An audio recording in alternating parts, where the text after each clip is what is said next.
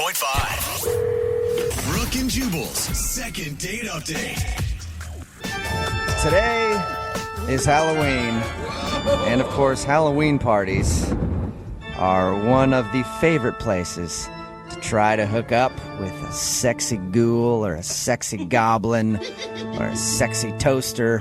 Whatever anybody has dressed up to be like and made it sexy. You always want to hook up with it. And luckily for us, we checked the email, and we did have quite a few emails in from people who met somebody that they want to call at a Halloween party. Yeah. And we decided to get a hold of Thomas because Thomas wants to call a girl today that he met at a Halloween party, and now she's not calling him back. What's up, Thomas? Hey, what's up, guys? How are you? I'm okay. Thomas, isn't it like an unwritten rule about Halloween hookups that they just stay there? Like, there's never a real relationship that comes out of these things. I don't think so. I think you can find love at a Halloween party. I mean, it's a social gathering. You are a hopeless romantic, Find sir. love anywhere if you know how to look for it. And apparently you do, Thomas. So who's the girl that you want us to call today? What's her name? Alexa, Alexa. All right. And how did you meet Alexa? a friend of mine, threw this huge Halloween party. There's a ton of people there. Mm-hmm. But this one chick in particular, this girl Alexa, I didn't know her, but she was dressed as a witch. Not like a sexy witch, but not like a horrifying witch, just a witch. Just a regular Okay, so witch. she was a normal witch. Totally. She was a normal witch. Okay. see that. Did you approach her immediately at the party, or did you wait a while before you made your move? I kind of watched her from a distance for a while. Like she was Nice. in. Yeah. Whoa, That's what I like to hear. I sort of skulked around behind her the entire party. It wasn't like stalking her. I was just kind of like every once in a while I'd check in, see where she was. Okay. All right. And then when did you let her know that you had been watching her? When did you strike? Well, it's going to sound bad. I didn't strike, but I just couldn't figure out a way to get up and talk to her. I kept waiting for her to talk to someone that I knew so that I could ingratiate myself into the conversation. Right. But she was talking with circles of people that I didn't know. So I decided I was going to try and scare her. That's a good move. You know what? Yeah. Right, yeah. Because frightening a woman is a great way to meet them. Yeah, what? Oh, at a Halloween party, that's perfectly acceptable. That's why you take women to horror movies, because, you know, that fear reflex also turns you on a little bit. All right, so you were hoping Okay, I see. You Smart. wanted to to get... scare the horny into her. Exactly. All right. And did it work for you? Well, here's the problem. She was carrying around as part of her costume, she had this cauldron with her, and it had like smoke billowing out of the cauldron. But I saw her at one point start to head down this hallway towards a bathroom. Okay. And so I ran through the kitchen, and there was another entryway into that hallway. So I hid behind the door frame, Oh. and as she passed by, I just jumped out and went, bah! Oh, Wait. dude. What did she do? Did she drop her cauldron? She dropped the cauldron. Oh, no. Did it break? The cauldron didn't break, but it did spill. Yeah, and I'm guessing it was that dry sucks. ice if there was smoke. It was dry ice. Yeah. Oh, no. How are you going to clean that up? Well, everyone at the party, all we remember about dry ice is what we learned in science class in 5th grade. So nobody wanted to touch it. Yeah, Everyone do was not. just freaking out, dancing around it. Oh, So, well, how did she take the prank? I mean, did she like it, or was she angry that you made her? So I immediately apologized to her, going, I'm so sorry. Oh, my gosh. I was just trying to freak you out. I was looking for a reason to talk to you because I think you're the cutest witch I've ever seen. oh. That's And sweet. I guess I made the wrong choice. I'm sorry I scared you. Let me get you a drink. And she Okay. said, that would be great. Thanks. Wait, can I good. ask? I never asked. What were you dressed as this whole time? I need the full picture here. I was dressed as zombie Steve Jobs, Oh, nice choice. and I had just like a black turtleneck on, black pants. I had a big hole in my side, Yeah. like a rib sticking out, Oh, nice. and one of my eyes was kind of bulgy. I have a friend that does makeup, and he made it look pretty gruesome. All right, so That's you pretty look good. like a horribly decomposed Steve Jobs. Exactly. Every woman wants that. Yeah. So I'm assuming as soon as she saw your costume, she was already on board. Well, I don't know if she has a fetish for zombies or not, or if she's just really into The Walking Dead, but she seemed into it. And how was the conversation between you two? It was great. I mean, we just chatted about all kinds of stuff. The music was pretty good, so we danced for a little while. Okay. And then by the end of the night, we started making out a little bit. She had to take off her witch nose so I could get to her mouth. Which is nice. And you were thankful that that was actually a fake nose. In my inebriation, there was a moment where I was like, man, I hope that nose comes off.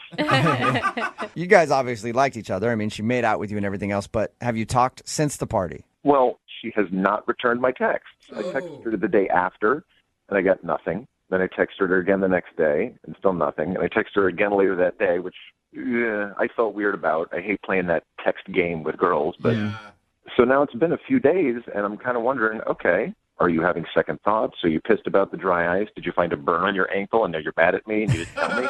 All right. So you really have no idea why she wouldn't want to talk to you. I have no idea. But I appreciate a man who overanalyzes just like a woman. Oh, my God, so much. All right, well, we'll help you out then. We'll play a song, come back, call her, and get your second date update, okay? Cool, thank you. All right, man, hang on. Moving 92.5. Brooke and Jubal in the mornings. Second date update. Right in the middle of a second date update, and if you're just joining us, the best way to make a first impression on a lady is, of course, to scare the crap out of her. No. The moment that you meet her. Women love that. Yeah. And nobody knows that better than Thomas, who is on the phone right now for a second date update. He actually met the girl that he wants to call at a Halloween party, and that's what he did. She was walking down a hallway, and he jumped out from behind a door, scared her so bad that she dropped the cauldron that she was holding. She was dressed as a witch and had a cauldron that was billowing smoke out of it.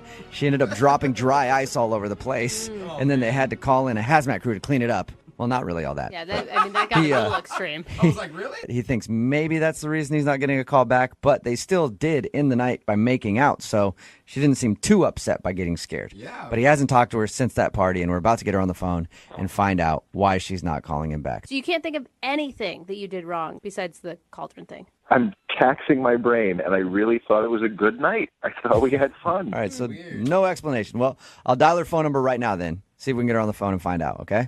Okay. All right, here we go.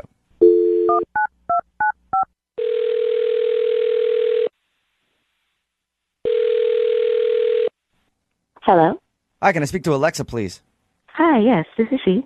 Hey, Alexa, how are you? This is Jubal from Brooke and Jubal in the morning. Jubal? Mm-hmm. From Brooke and Jubal in the morning? Brooke and Jubal in the morning. Brooke and Jubal in the morning? Oh, Brooke and Jubal in the morning. I think we should let's say it again. Make it more true. We are Brooke and Jubal in the morning. okay. Why are you calling me? Well, I'm calling you because you recently met one of our listeners, and he's been trying to get a hold of you, but you're not calling him back. So he asked us to get you on the phone and try to reconnect you. Really? That's really weird. Who is it? Well, his name is Thomas. Do you remember Thomas? I know one Thomas, a coworker, and I don't think that that's him. Wow. Thomas I don't made know. a He big could be. impression. He could be your coworker. I have no idea. It's a guy that you met at a Halloween party. Oh, that Thomas. Yeah. Yeah, The one that, that was Thomas. Steve Jobs zombie. Right. Well, Thomas emailed us because he said that you guys hung out at that party and he really enjoyed spending time with you, and you told him to text you after and you guys could go out on a date. But apparently he's tried and you're not responding to him, so he thought maybe we could get you on the phone and find out why. Oh, my goodness. Yeah. What a bummer. What a I don't What know a- what to say. what a He's bummer. a bummer Yeah, or a what- bummer that we're calling. I mean, it's just a bummer. It's unfortunate. What? What is unfortunate? Sometimes it's just, oh, this is really hard. You know how when you meet someone and later on you realize that they're not necessarily the person that you thought that you were meeting? Yeah.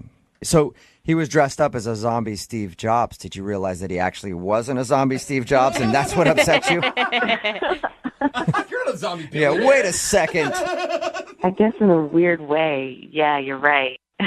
Wait, I am What? right? That you were upset that he wasn't a zombie Steve Jobs? Well, I thought the costume was really cool. I love Steve Jobs.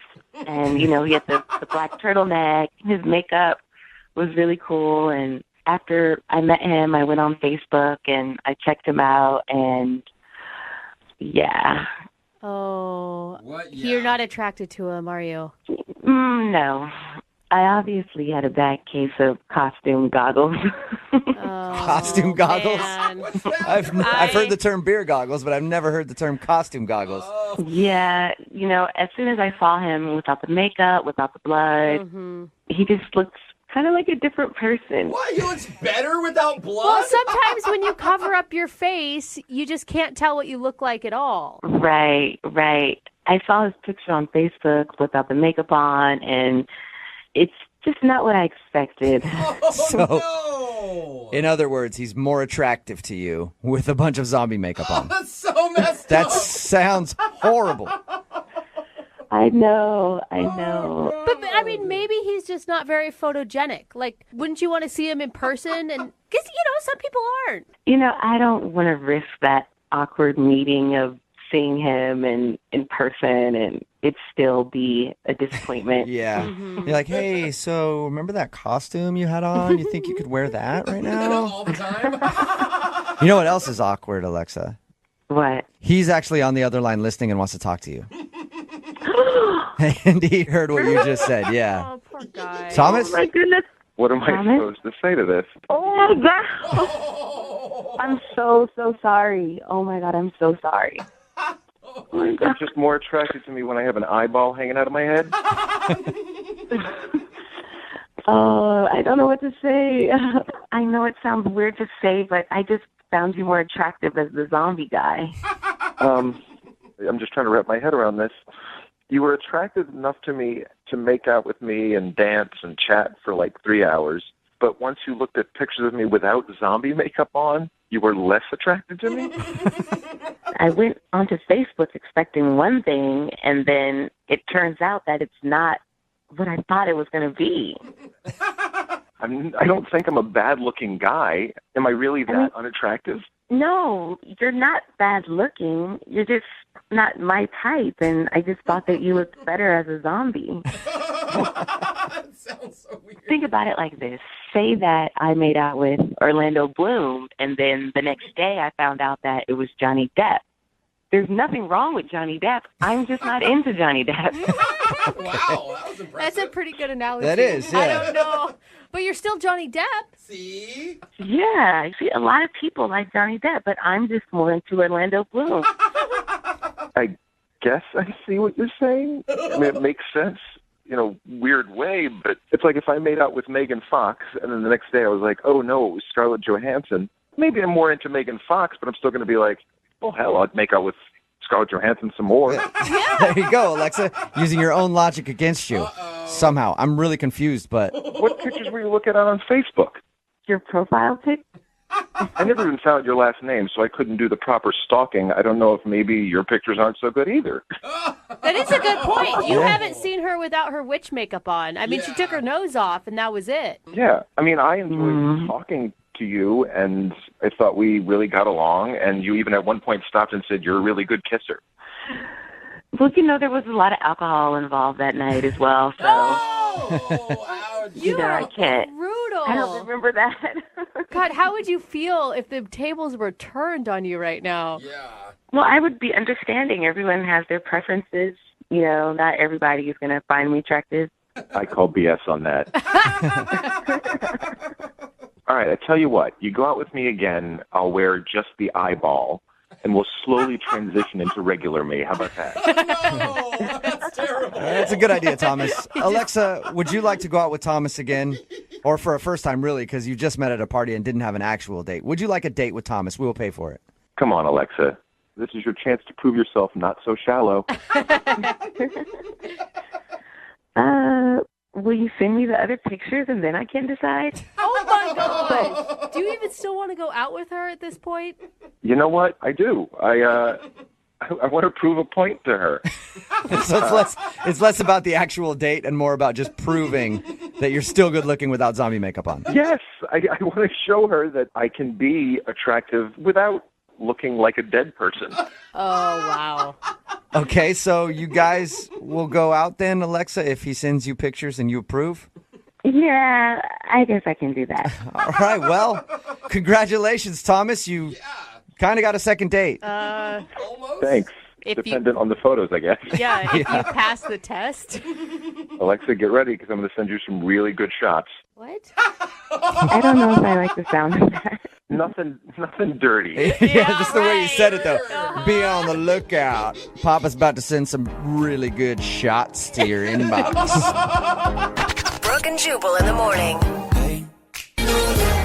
Text in at 78592 that says, hey, I can't blame her. Most guys look better with makeup on. Hashtag no filter. I love that hashtag. Of course, about today's second date update. If you missed it, Thomas wanted to call a girl named Alexa. They met at a Halloween party.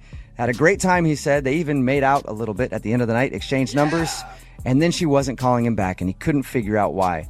When we got her on the phone, we found out the reason is because he didn't look like a zombie anymore. Yeah. He was dressed as zombie Steve Jobs, and apparently, from the sounds of it, had a really good costume with his eye bulging out and everything else, and she wasn't attracted to him when she went to his Facebook and saw him without makeup on. She's like, nah, he's just not my type. If it makes him feel better, I'm sure that he's not the only one that's going to have to deal with that response today. Yeah, there's a lot of people. You know, that- there's one thing to wake up after just a night out and seeing who the person really looks like in daylight, and then Halloween just really exaggerates that. I do like the fact that she used the term costume goggles, though. I've heard beer goggles a lot, but I've never heard costume goggles, and that's apparently what she had.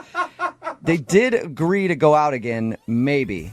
He said that he has really good pictures and that he would send her those pictures, and he swears that she'll be impressed by that and they will go out. She said if she likes the pictures, then she will actually give him another chance. So good luck to those guys. I know, she's so shallow. She had a great time with him, great conversation, but a couple of photos and it's over. Well, and he still wants to go out with her. I know. Yeah. But then when we asked him at the end, he was like, I just want to prove a point that I do look okay without zombie makeup on. What's that phone call going to be like? She's like, listen, I reviewed the pictures. Fine, I'll go out with you. Yes! Yes. Oh, I told you. I knew I was hot. Wait. Which picture was the clincher? Yeah. Let me know. Text in at 78592. Did any of our listeners experience the same type of thing? Any costume goggles from Halloween weekend? I would like to hear about that. It needs to be its own hashtag. Yeah. Remember, if you want a second date update, all you have to do is email the show, and we will call the person who didn't call you back. Moving 92.5. Brooke and Jubal in the morning.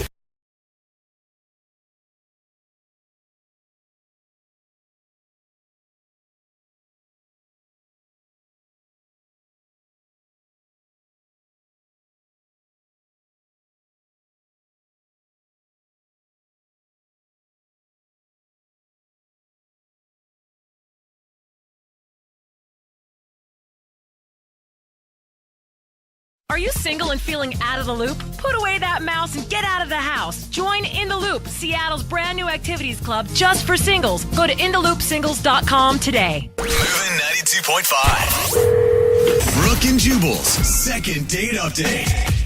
It can be really hard to meet women when you're new in town. Oh, you know, especially going out to the bars and stuff like that. A lot of women can be kind of cold to you unless you're willing to pay for it. And I've moved around a lot in my life, and if you find the right part of town in the new area that you just moved to and you got, say, 60, 70 bucks in your pocket, women can be very accommodating. Unfortunately, though, Frank, who is on the phone with us right now for a second date update, hasn't found that out yet. Frank, how are you? Hey, I'm good, guys. Yeah, I don't think I've found that part of town yet, and I'm hoping not to. So. Yeah, good. I can help you out. Good. You need any recommendations? I can throw them your way. Jubal's like the Yelp of that area. No, thank you. I'm good, man. So your email said that you're new in town and you're having trouble meeting ladies, and then you finally met a girl to go out with, and now she's not calling you back. What's her name? Her name's Crystal. Crystal, and since you were having trouble meeting ladies, where did you meet Crystal at? Well, I made a friend at my new job, and they had this friend in mind, and they wanted to set it up. So they did all the work, and it was just me showing up. It was very easy. How many times have you gone out to try to meet people since you've been here? 3 times, and it's always ended in failure because it's just it just seems like the women here, and I know I'm new, so I haven't had too much exposure to it. It just seemed very difficult to connect with. It's just a little bit colder, a little bit. I don't know what it is. I'm still trying to put my finger on it. I don't get it. Have you tried walking up behind them and tapping them on the shoulder and just going, "Hey, new in town, let's go back to my place"? Not yet. Is that what I should do? No, Yeah, I think don't that do should that. work. Don't do anything that he says. Anything he says, do the opposite. All right. So the date was obviously good because you want to talk to this girl again. Yeah, definitely. I thought we really clicked. It was a great time, and she was attractive, and we had a fun night. What'd you guys do? We had a couple of bars, and then we ended up playing pool, and I thought that was a lot of fun. She was actually a really good pool player, and she seemed to be competitive. So we ended up playing pool for a while. I even put a bet down on the last game, which was a lot of fun. Was it like a, hey, if I win, you got to kiss me. If you win, you got to kiss me. If that guy on the other table wins, you got to kiss me. One of those type of bets? Yeah, it was actually $20. It's very literal. No, she did great, and I won. Which was for me. I'm super competitive, so. Wait, you didn't let her win? I didn't take the $20. I mean, I wanted to be a gentleman about it. What a chump. She probably is not calling you back because she doesn't respect you because you don't collect your debts. That's it. Right. No, we were kind of laughing about it. And that whole part was cool. It got weird a little bit before she left. Like, there were a couple of awkward moments at the end that make me think that maybe she didn't feel exactly the same way that I did. Okay. Well, let's get to the awkward part then. What happened that was awkward? We'd been drinking a little bit, so I was feeling pretty good. And she was keeping up with me on the drinks, too. And so as you start feeling good and you feel like you're connecting with somebody, the romantic side of you starts coming out. And I'm thinking, okay, I want to kiss this girl. Mm-hmm. But I just couldn't find that moment. It just felt a little awkward every time I thought about it. So I finally came around and asked her if it'd be okay to kiss her. Okay. And she goes, I don't kiss guys that ask me if they can kiss me. Oh, that sucks. That's kind of That's funny. always an awkward ask, and usually it ends up like, sure, you can kiss me. Thanks for asking. You're such a gentleman. She didn't like it, though. No, but it got worse because then I figure, okay, so my mind's like, I'm trying to go as fast as I can, even though it was a little buzz, right? But I'm thinking, okay, if she doesn't like a guy asking, maybe I should just kiss her now, And so, I'm leaning in for the kiss, and then she pushes me away, and she goes, no, I'm not going to kiss you. So I'm like, okay, I can't ask, and I can't go in for the kiss. I can't be forceful about it. So, what do I do? It's just weird. It was, I don't know. That part was a little awkward. Yeah, you should have probably just held off until the second date after you got turned down once, because once she turns you down and then you're like, all right, fine, then I'm going to force it on you. What do you think about that? Usually doesn't go over very well. So I just called a cab for her and opened the door for her. She gets in the cab, and before I close the door, I move in just a little bit closer, and I go, so no kiss, right? What? Give it up at this point. Hey, listen, sometimes you can't stop yourself from feeling that way. It's just it was in my mind, and I just had to try. So you're just harping on the kiss. Yeah. So she just looked at me and she smiled and she goes, I think you might have a bad memory because I've already told you no twice. Oh, yeah. All right. Well, I think I know why she's not calling you back. Yeah, it's pretty obvious. Yeah. I don't think it was that. I mean, I know maybe the way I'm describing it might sound like I was being forceful, but it was, I was a gentleman about the whole thing. Yeah, but it was just more awkward than it was forceful. It's not even necessarily being forceful, but it's just constantly being like, okay, so how about that kiss now? Yeah. All right, 10 minutes has gone by. Hey, are we going to kiss or no? You know what I mean? Oh, man. And I feel like even calling her for a second date at this point is just pushing it. I don't think I'm pushing that hard, to be honest with you. I mean, it may sound bad talking about it now, but it was more of a playful thing. I mean, the whole night was like that. All right, well, we'll play a song, come back, call her, and get your second date update, okay? Okay, cool. Thanks, guys. All right, man, hang on. Moving 92.5. Brooke and Jubal in the mornings. Second date update. I feel bad for the guy who's on the phone for a second date update today. His name is Frank, and if you missed the first part of the second date update, he told us about how everything went down on his date with a girl named Crystal. They met up at a bar, had a fun time, but he asked her repeatedly for a kiss. He tried to kiss her 3 times, and each time he got denied. God. And that's why he thinks he's not getting a call back today. Before we call her, Frank, I do want to say I feel really bad for you, man.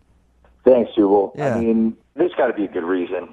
Like I said, we had a playful time. Yeah, before we get into all that, I just want to comfort you.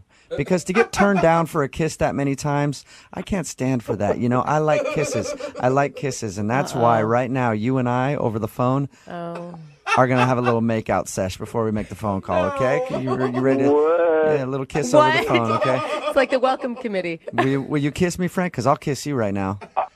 Listen, if these words were coming from Brooke. Too late. Jubal, Too late. Brooke on the line. I'm already making out with you, Frank. I feel like You were a good kisser, Frank. I'm surprised that she didn't want to kiss you. Wow. yeah. I know. That's what most people say after they kiss me. Just wow.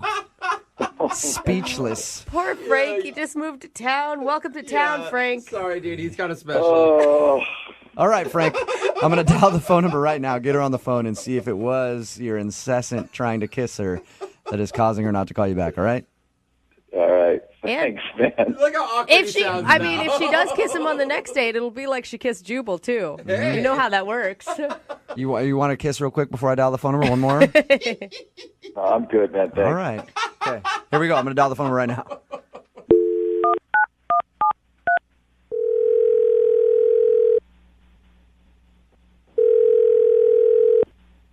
Hello. Hi, I was looking for Crystal. Speaking. Who's this? Hey, Crystal, how are you? This is Jubal from Brooke and Jubal in the Morning. I'm fine. Who is this again? This is Jubal from Brooke and Jubal in the Morning, the radio show. Did I win something? No, you did not win anything, but I do want to talk to you for a second about a date that you recently went on. I'm sorry. Wait, you need to talk to me about a date that I went on? Yeah. We do a segment on our show called The Second Date Update, and somebody recently emailed us about you. Someone emailed you Mm-hmm. about me. Yes. And so you're calling me to ask me what? Why you're not calling him back. His name is Frank. Do you remember going out with a guy named Frank? Yes, I do. Okay. So Frank told us that he likes you a lot. He told us a little bit about your date and said that he would really like to see you again, but you're not calling him back. Is there a particular reason? Oh, there's a reason. All right. Was it the fact that he tried to kiss you like 1,700 times on your date? That definitely played a part. There was more to it, not just that. You have a few minutes to tell us what the more to it is? I don't mind. I really do have something else I have to do, but he probably should know anyways. If you guys should just pass that to him. Yeah. Pass what to him? The reason. What is the reason? Well, he has a fragrance about him. A fragrance. That's usually not a good cologne type of smell when you word it like that. It's definitely not a cologne, and it's definitely not a good one. Yeah. So is it just body odor? What is it? I don't know what it is, but it is very strong. What, do you have any? Is there anything you can compare it to?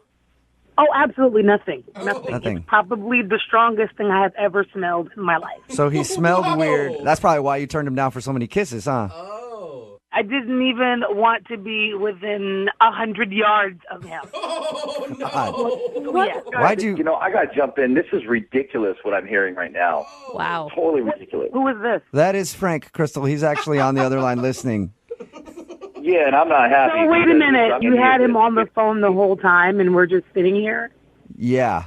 I was going to tell you that a little later, but then Frank decided to jump in, so.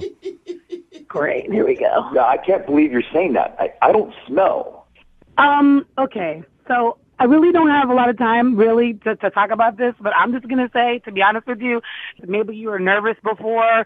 Maybe your deodorant doesn't work. Maybe you need something stronger. I don't know. But when you gave me a high five, you literally almost knocked me out unconscious. Whoa. What? True story. True Yeah, I story. need to So help me with this. if It's you're really wondering uncool why, stuff right that now. is definitely the reason. You probably should bathe thoroughly before a date. Just saying. I have nothing else to say. It's pretty clear. I thought it was clear that I was like 9,000 cars away from you when you tried to give me a kiss. So I'm really done. You don't sound remorseful. Like, you're not being very nice about approaching his smell, though. Because it's ridiculous. And honestly, I'm not going to sit here on the radio. I'm already blindsided by being on the radio already. And it was very clear that I wasn't really interested after he tried to kiss me 411,000 times and I said no. So and now, since she's putting me in a position, now I have to be firm to let you know if we're looking for a second date, an 11th date, a 12th date, a 1,000th date, it's the exact same reason. It's no all day long. So there we go. I have to go. Sorry, guys. Thanks for calling. I got to go. Bye. Wow. Whoa. That was direct. It's pretty, blunt and to the point. Yeah. Hey, Frank, I don't think you're getting a second date. Ouch. Has anyone ever commented on your smell before, Frank? Okay, look. I'm going to give it to you guys straight, all right? I'm not like one of those sissy boys that walks around smelling like freaking cucumbers and strawberries, okay? That's not me, and that's just not what I do. You know, I don't shower every day for a reason. It's unhealthy. So if that's what she's referring to... Wait, did you say you don't shower every day? Yeah, I mean, it's scientifically proven that if you shower every day, you're stripping your body because the skin is a protective layer, right? It's not meant to be washed off every day or scrubbed off every day. He's actually right. You know? So, Yeah, We're obsessed in this country I've heard with- those studies, but you know what? I still take like 3 or 4 showers a day because I don't give a shit. I'd rather not smell. You don't smell if you don't shower for 1 or 2 days. Oh, no, you do, Brooke. No, whatever. Believe me, I will I shower work- twice a week. That's plenty. I work with you. Trust me. There have been some occasions where I'm like, whoa, somebody's a little ripe today. It's fine. it's not like I smell. I don't smell like ass. It's just natural musk. It's human pheromone. Smells like a man. There are women that are attracted to my pheromone type. It's been proven. I mean, I know women that gravitate towards me just because of my natural smell. Maybe. It's a Frank smell. It's me. The Frank It's smell. the Frank smell. Oh, the Frank. How often do you shower then? I mean, I feel like I have a calendar, but maybe every 10 to 14 days or so. Okay, that's even a lot for me. Yeah, I'm not going to lie on that one. You have to smell a little bit Yeah. then. He's fully embraced the What? theory. Listen, it's just me. It's natural. It's naturally Frank. It's just my scent, guys. I have a scent, just like everybody does. Yeah. Normal. Okay, well, I guess that's why she's not calling you back. She didn't like your scent.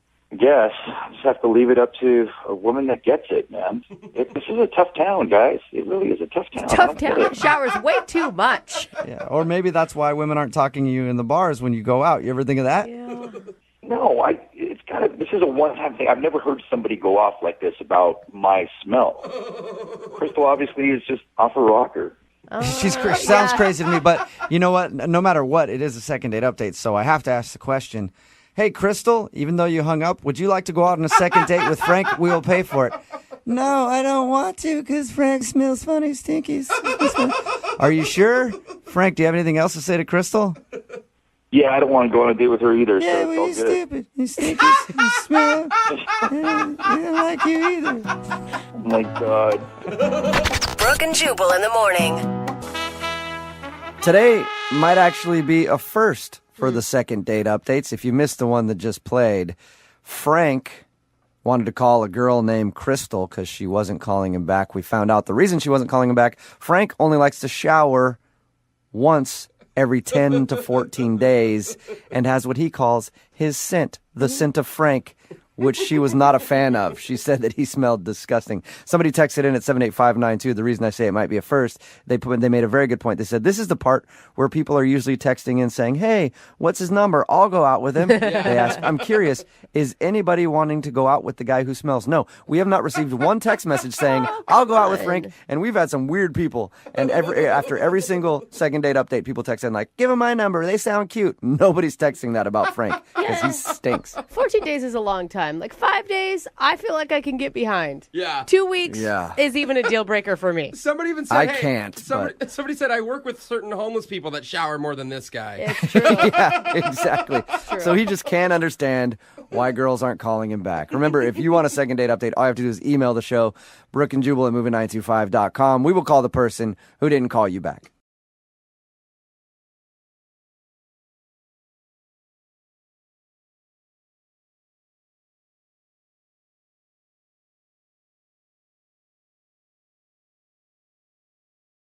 Moving 92.5. Brooke and Jubal's second date update. A dude named William is on the phone for today's second date update, and in his email, he said he felt like a kid again. So I don't know if that means like he threw a tantrum and peed his pants, and that's why she's not calling him back. We'll find out. Hey, William, what's up, man? How are you? Hey, good. How are you guys doing? Pretty good. Before we get into why you felt like a kid on your first date, tell us about the girl you want to call today. What's her name? Grace. Grace, okay. And how did you meet Grace?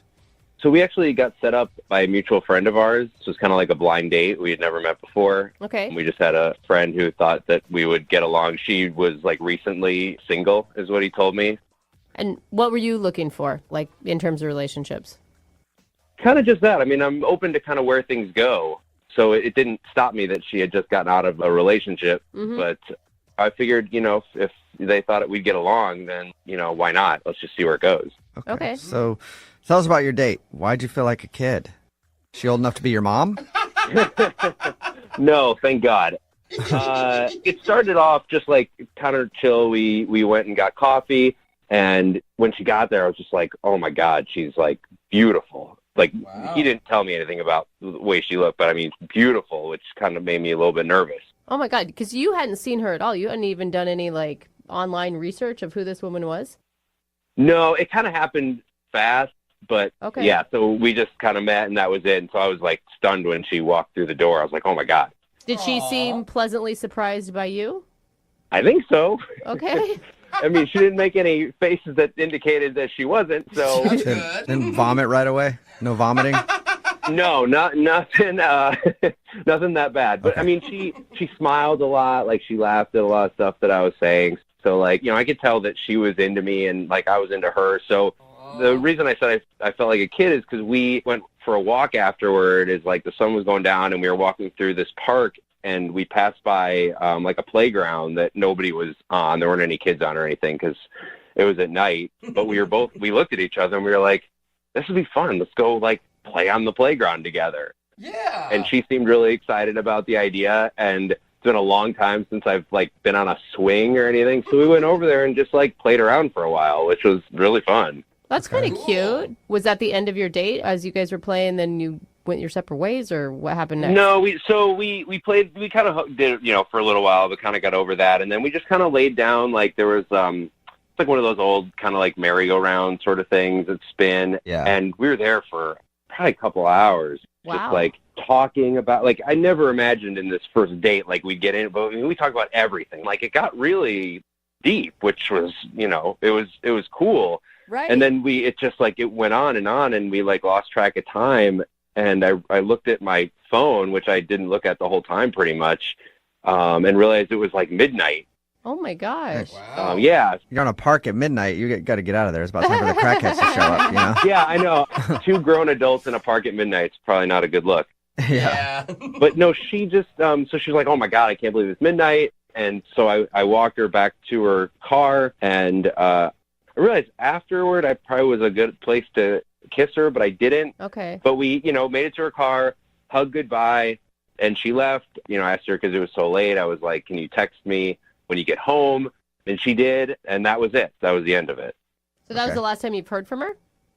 Yeah. So when she texted me back that night to be like, yeah, I got home safe, that was the last time that I heard from her. And I've texted her. I left her messages. I reached out to my buddy who set us up, and he was like, I haven't heard from her either since then. So, I literally have no idea what's going on. It sounds like a really intimate date, and that you guys really got to know each other. Maybe it was just too much for her right out of her relationship. Maybe she got scared. Maybe. I don't know. I mean, she was, like, really open with stuff, and, I really was, like, listening to her. And so, yeah, I don't know what happened, but, like, if she felt that way, like, she could tell me. But, like, I have not heard a thing from her at all, like, anything. Okay. Well, we'll play a song and then come back and call her and see if she'll answer our phone call and get your second date update, okay?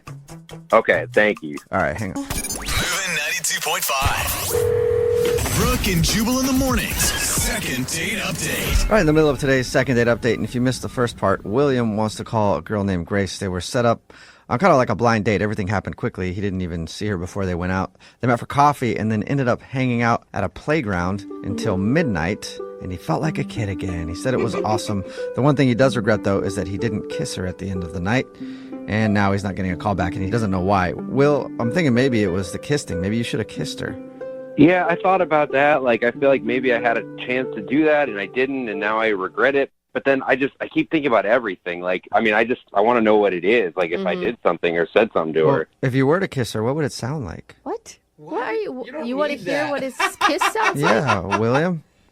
I don't know if I want to do that. Oh, come on, just a little sample. No. Why? What does a William kiss sound like? What is the point? That sounds normal. Okay, that's a good answer, I don't know what William. a normal kiss and I sounds am like. sorry. No, this is not. I know you don't. Just All keep right, imagining. William. Okay, you have your fantasy. Okay, I'm going to dial her phone number right now. Are you ready? Thank you. Yeah, no, I'm ready. Anything to stop talking about my kissing sounds. All right, here we go.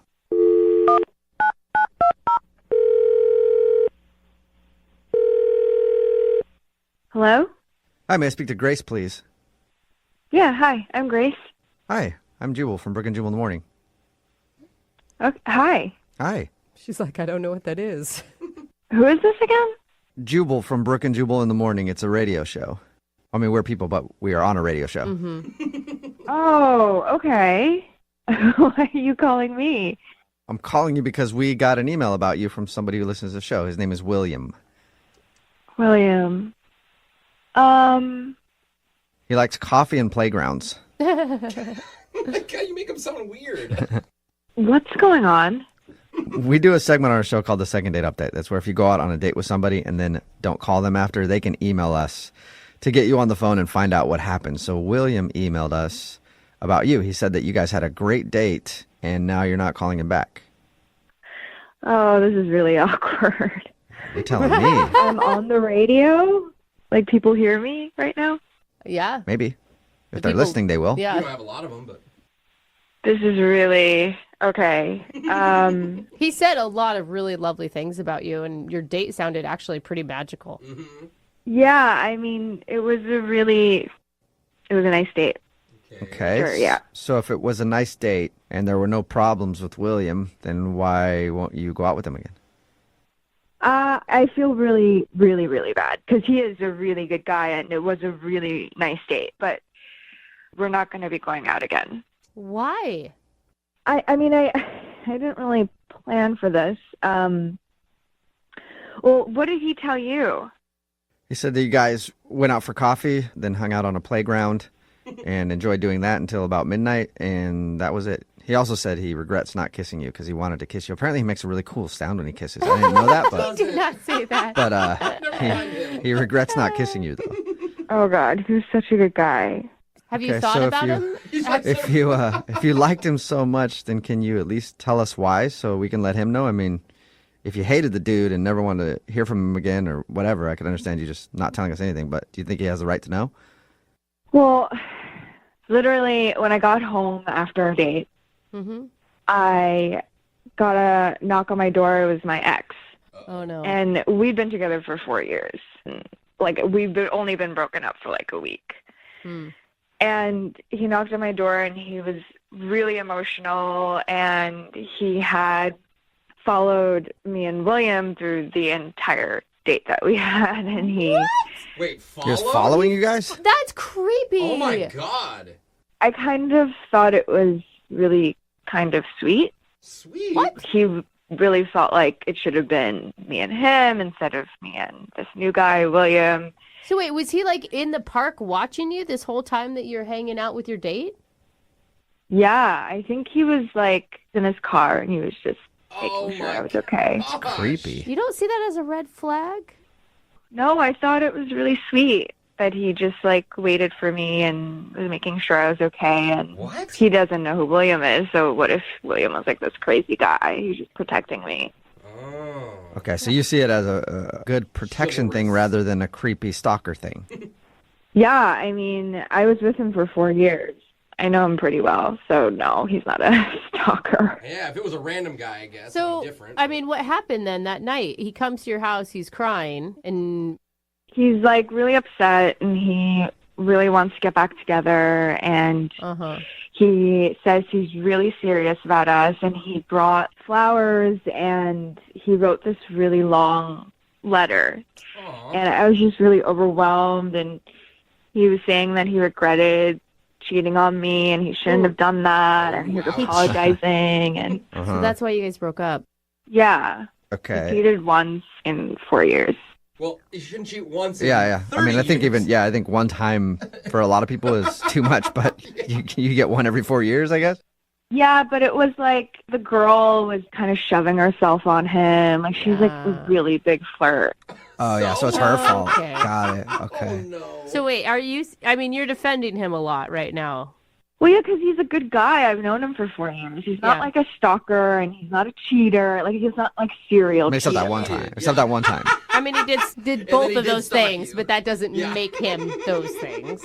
I mean, he's just emotionally, like, overwhelmed. That's why he followed me. And, like, we were having problems in our relationship, and this girl was just, like, shoving herself on him. So... Okay, so are you saying that you don't want to go out with Will again because you're getting back with your ex? Yeah, I can't give up on my guy, you know? Oh, man. William and I, we really had a great time. But I've only been single for a week, and I've been with my guy for 4 years, and, you know, we're really serious now. So I have to give him another shot. Oh, man. Why don't you tell Will that? Because Will is actually on the other line listening and wants to talk to you. Will, are you still there? Yeah, I am here. Grace meet Will. Will meet Grace. Will and Grace. Oh, yeah, Sounds like a TV show from back in the day. Yeah, hey, guys. I'm so sorry that I sort of dropped off, but I just didn't know how to handle the situation. I'm really embarrassed, and I'm so sorry. Yeah, I mean, I get that. I mean, that was a rough way to hear that stuff. Yeah, I also didn't plan on being on the radio. I didn't even know you were listening. Yeah, but I texted you, like, a lot, and I called you and left messages, and, like, I didn't know what to do, and then, like, to find out that, like, that's what happened that night after you left, and, like, that's why I haven't heard back from you, like, I don't know, man, I know, I like, okay, honestly, like, I haven't dated in 4 years, you know, and my girlfriends were like, yeah, it's okay to, like, not respond after one date. So I thought, like, that was, like, my response, not responding. You could have asked your boyfriend because he's been on a date in these 4 years. I mean, yeah, like, what is the deal with this guy? Like, honestly, he cheats on you. Like, it sounded like it was a bad point in your relationship, and, like, you felt good about breaking it off. Once. It was, like, barely anything. I just, like, really reacted impulsively. But just for the record, like, if it was you and I, like, I would never cheat on you. I mean, think of, like, it took this guy cheating on you and you breaking up with him for him to, like, open up to you the way that you and I did the very first time we met. Like, don't you feel like we had, like, something, like, really special that is, like, not like this other guy? Whew, way to fight for it, Will. You know, I've been with him for 4 years, and he's a really good guy, and we definitely had, like, a connection, but we had more than a connection. I mean, like, 4 years. I mean, hold on. Did you tell him that we were going on a date? Like, is that how he knew where we were, or did he just, like, find out on his own? I mean, I guess I told him that we were going on a date, but it wasn't like a weird thing. Like, it was, I just was telling him what I was doing that day. I mean, listen, you were so nice. You really are a good guy, you know? And in any other universe, we would definitely be trying something, but, like, right now, it's just not going to work. Grace, are you saying you want to go on a second date with William? Because if you do, we'll pay for it. Would you like to go on a second date with William? I don't think that's... We'll pay for it. Hold on. Before you answer that, Grace, just listen to me for a second. Like, think about what you're comparing here. Like, you're looking at a guy who, even after 4 years with you, cheated on you. He only got back together with you because of, like, this desperate, like, attempt in the middle of the night to, like, come to your apartment after you're coming home from a date with another person. Right. Or you've got, like, this guy who, like, you had this really real connection with. You have a chance to, like, start over with something good instead of, like, going back to this old thing that you saw didn't work. And that, I mean, that's what you want to do? William, I'm so sorry. I really have to give this a shot because I really care about him. And again, like, you're so wonderful. And like what you just said to me, if I was single, I would be like, yes, of course. Oh, come on. Yeah. I think everyone right now who has been in a relationship where they've been cheated on is just screaming. Like, yeah. like, it's hard. I mean, I hope it works out for you, Grace, but the majority of people in your situation, you're just going to end up breaking up with them again and wasting more time and energy on a relationship that isn't going to last. That's your opinion, and you're entitled to have that, but I know him, and I have to give it a shot. All right. Okay. Well, sorry, I've been Will. there. I get it. Sorry, William. No second date. Maybe start cheating on women, and then maybe you'll get some more dates. Okay, Will? I might as well. Dude. Brooke and Jubal.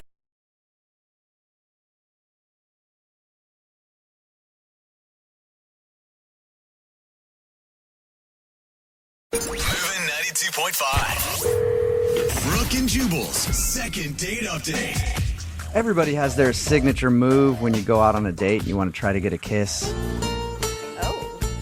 I know for me, I do the old yawn trick, you know? Where you put your hands like kind of by your mouth and you yawn and you stretch them wide and you put your arm around her and then your pants fall to the ground.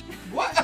Because before I did the yawn trick, I unloosened my belt and then the pants fall. And hey, you're right in the middle of a crowded restaurant, pants down. There's really nothing she can do. But kiss you. Yeah, that's usually the option she'll go for. My signature move. Well, the guy on the phone today who wants to do a second date update apparently used his signature move on the date. He got a kiss, and he's confused why he's not getting a call back. His name is James. James, how are you? What's going on? Not much, man. So tell us a little bit about the girl that you want to call today. Where'd you meet her? I met her on Tinder. All right. Okay. Nice. And you're actually looking to date someone and not just hook up with them.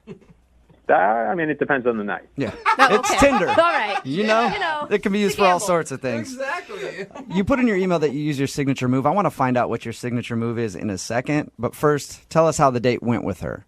You know, overall, I thought it went really well, but we got off to a rough start for sure. We went out for dinner, and I was at the restaurant early. I always get there early, you know. That's considerate. Right, very considerate. How early? Are you talking like an hour early and you're just pacing back and forth? 20. Okay. A solid 20 minutes. Because it'd be good to show up like really early and then get mad at her that she shows up like 5 minutes late. I've been here for an hour and a half already. So you showed up early and...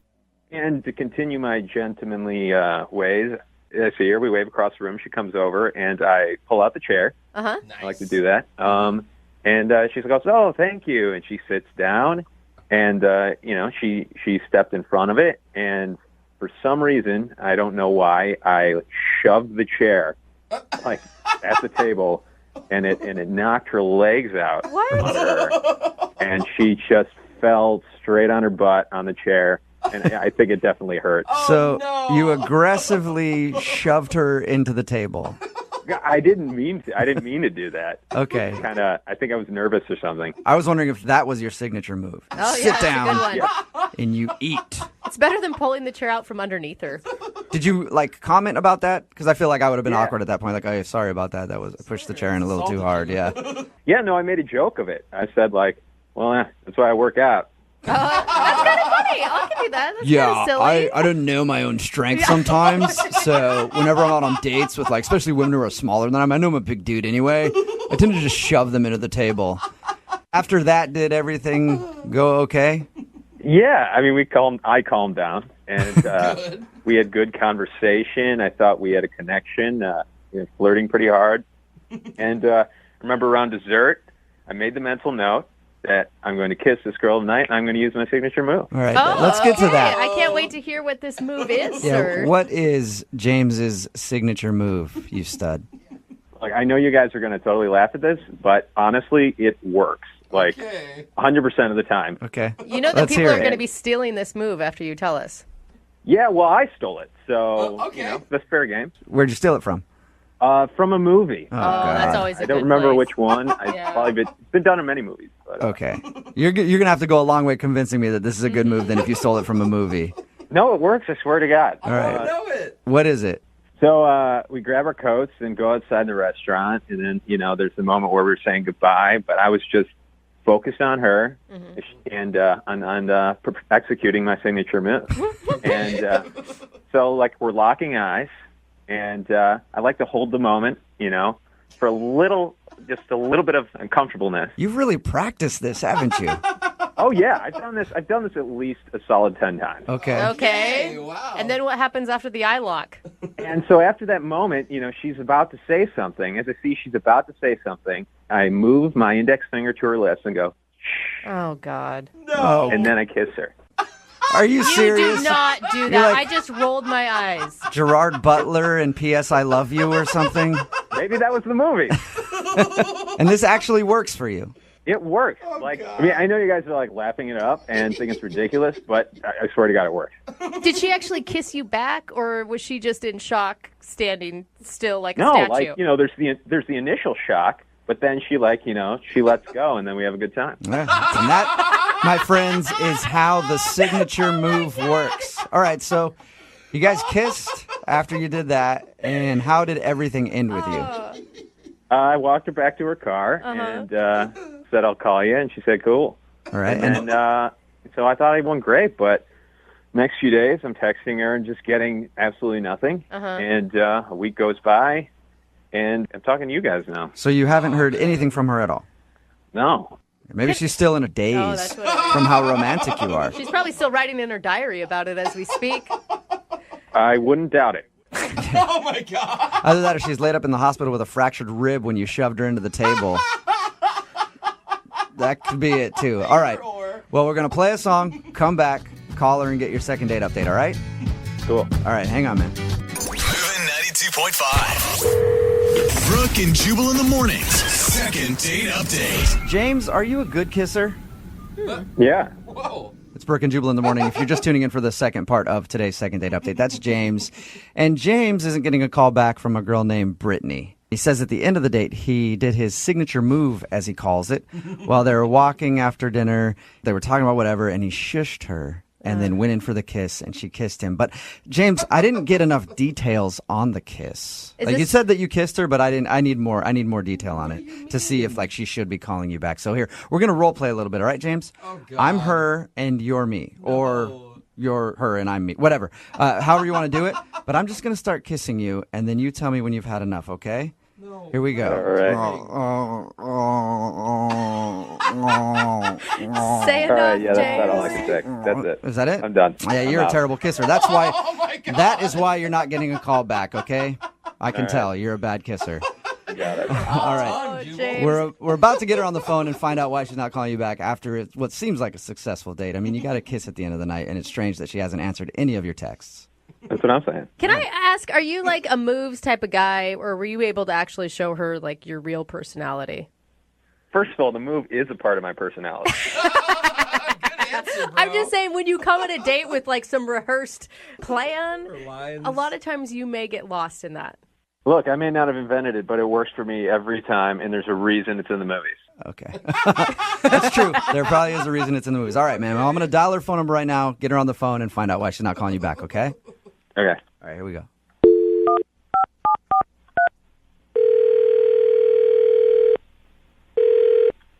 Hello, Hi, can I speak to Brittany, please? this is she. Hey, Brittany, how are you? This is Jubal from Brooke and Jubal in the Morning. It's a radio show. I'm sorry, I don't know who this is. Oh, that surprises me with how quickly you answered. I figured you'd be a huge fan. It's a morning radio show, and somebody recently sent us an email about you, and that's why I'm calling today. I don't understand what's happening. Well, it's a segment we do on our show called the Second Date Update. Basically, if you go out with somebody on a date and then don't call them back after they email us to see if we can get you on the phone and find out what went wrong. So you recently went out on a date with one of our listeners. His name is James. Do you remember going out with James? Oh my God. Oh. Yeah, Is that a good oh my God or a bad oh my God?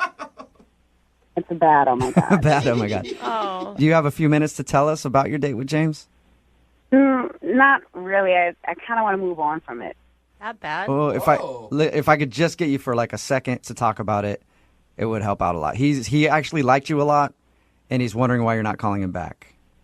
I promise it'll just take a second. We just want to know if he did anything wrong on your date. I don't know. He just seems like a self-centered type of dude, and I just was turned off by it. Self-centered, he talked about himself the whole time and didn't pay attention to anything you were saying or something? He didn't pay attention to anything that I was saying. Really? Nothing. Oh. He wasn't having a conversation with you, he's just telling you about stuff? Well, it's like when I was trying to open up to him, you can tell he just was not listening, at all. Really? Well, for the way he tells it, everything went amazing, and you guys had a wonderful time, and you kissed at the end of the evening, and you even were like, hey, we'll go out again. So what part is... Let me hear your side of the story, because what part is self-centered, according to you? Because he didn't sound like anything was like that at all. I love that it's making you laugh. Well, I just can't believe that's what he told you, because he completely missed the most important part of that actual story. What? Okay, what's the most important part? Well, dinner was fine, and we were leaving the restaurant. We were, just casually walking, and I was telling him a very personal story about my parents.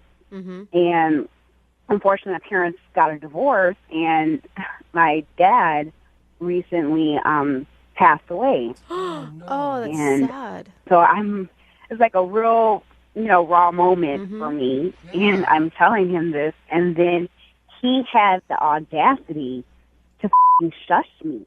Oh, Are you serious? That was when it happened? Are you serious? I'm dead serious. And not only that, after he shushed me, he kissed me for like 10 seconds. So, oh my gosh, I if I'm getting this right, he wasn't paying attention to a word you were saying. You were telling him something very intimate, and then he told you to shut up and kissed you. Exactly. That's exactly. Why didn't you tell him what was going on? I was telling him. I just literally told him. He wasn't listening. Oh, I'd be mortified. And Okay, pissed. so. Oh God. Did you kiss him back or? No, I was in shock. My lips were just there, and his lips were just all on mine. Oh my gosh! Talk about Brittany, bad I'm sorry. timing. I can understand why you wouldn't want to call him back. Oh man. That was the most awkward thing that's ever happened to me on a date. If somebody did that to me, I wouldn't want to ever talk to them again. Do you ever want to talk to him again? No. Oh, well, that's too bad because I have to let you know that he's actually on the other line listening right now. What the hell is this? James, are you there? Yeah, I am so sorry. I'm completely mortified. Yeah, That's me awful. too. Would this be a bad time to offer my condolences for your family? It would be a bit late. I would think this is a bad time, James. Well, yeah, I mean, I screwed up. Like, I was so focused on trying to kiss you that, I mean, this is definitely going to make me rethink about ever using that move again. Yeah. Your move kind of backfired, James. Brittany, if you don't know what James was doing, apparently, this is what he told us earlier, that's his signature move at the end of a date. Don't worry. If he wants to kiss a girl, he waits until they're talking about something, and then he goes, shh, and then kisses her. At the right time. I think this time it was very bad for him. It was very bad. Yeah. Don't ever use that move again. That was dumb. Brittany, we all rolled our eyes when he told us about it. But the thing is, and I get why you're upset, but he said such nice things about you when we talked to him earlier. Okay, that's nice and all, but it doesn't erase the fact of what he did. I mean, can I just interject real quick? I mean, technically the move still worked. Oh! I think you're right. James! I mean, she did kiss me. I didn't kiss you. I was stunned. I was standing there. It's like just telling you that a death in the family and you shushed me. Sounds so bad every time. Yeah, I know it's bad. It's bad, and I really hope you can forgive me in that. Like we can move on from it and try again. This is a perfect time to ask, Brittany. Would you like to go out with James on a second date? We will pay for it. Absolutely not. Oh, Brittany, Come on, you are you said sure, that you had James? a great time before that moment. Yeah, and James likes you a lot. There's no chance on a second date. He screwed up. He knows it. No, he can try that move on somebody else. Look, I promise I will never shush you again. I'll just do the kissing part. No, that doesn't make it any better. Clearly, you don't get it. Yeah, James, I think next time you try to do your patented move where you shush a woman and then kiss her, pay attention to what she's talking about before you do it. Okay, so I'll modify the move. Modify your move. It is a good modification. Brittany, thank you very much for your time. I know you weren't expecting this phone call, but thank you for sharing with us, okay? No, thank you. James, do you have anything else to say before we let you go? Yeah, I think what I got out of it was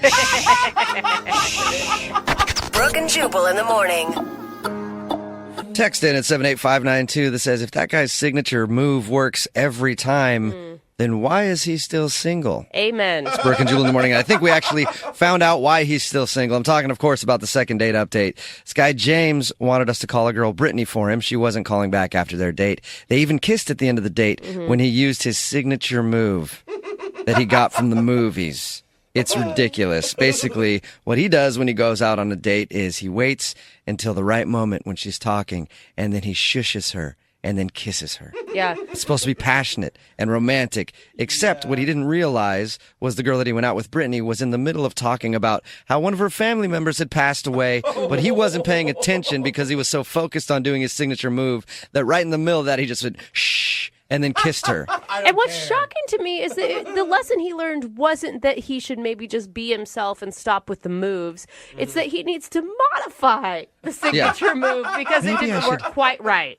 Change my move a little bit. Or maybe you should just pay attention to what your date is saying. Oh my gosh. So that you realize, like, maybe if she's just talking about what sort of drinks she likes or she likes going hiking or something, that's an okay time to maybe shush and go in for your move. But when she's talking about the death of a family member, usually isn't the best time to be like, hey, shut up, stop, shut up, I want to kiss you.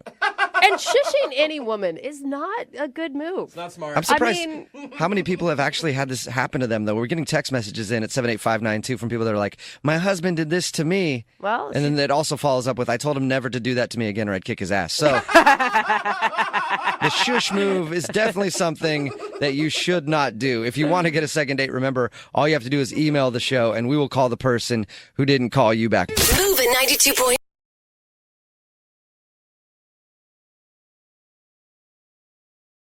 Brooke and Jubal's second date update.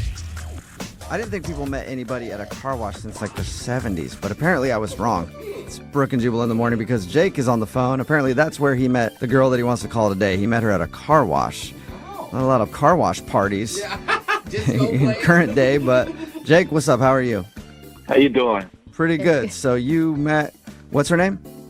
Melanie. Melanie. You met Melanie at the car wash?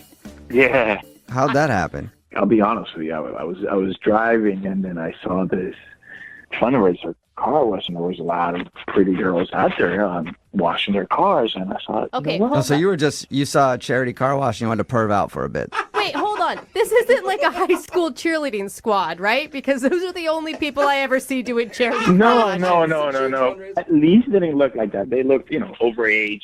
They looked legal. Oh my Okay. God. Again, So they this look is like a legal. qualification So you for figured me. you'd pull in there and really do some detective work and figure it out. Yeah, I mean, I didn't really need a car wash, but, it was like a good excuse to get in there and then talk to some ladies. Okay, well, the lady that you want us to call Melanie, she's legal or she's a cheerleader in high school? Well, here's the thing, though. I went in there and I told them I want to get my car washed. So as I tried to talk to the few ladies that were there, they were all too busy, so no one's paying attention to me. So I went and I sat down, waiting for my car to get washed, and then I met Melanie. Now, was she washing cars or was she also getting her car washed? No, she was waiting. She was waiting for her car as well. Okay, so you just struck up a conversation with her. I sat down next to her. I was kind of like bummed out on my phone, and then she's like, "Oh, those really nice shoes you got." So I turn around and I look at her. I was like, "Wow, this girl's gorgeous." Okay. So I just started talking to her, and we got off on a good start. We had a nice conversation, and I asked her for her number. Let's have dinner.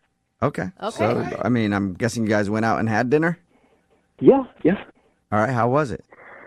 I thought it was going great, but I guess I said something that she have said because the vibe just like completely turned around after that. What did you ask her? We were just talking, trying to get to know each other, and I was like, "Hey, so what do you make a year?" What? You asked, you asked her that? salary? Dude, that's like something you don't ask anybody, really. Well, that's exactly what she said. So the whole vibe just kind of went like, yeah. So wait, how far into the date when you asked that? Half an hour, 40 minutes. But we were talking about our jobs, and it just felt so kind of natural to ask, what do you make a year?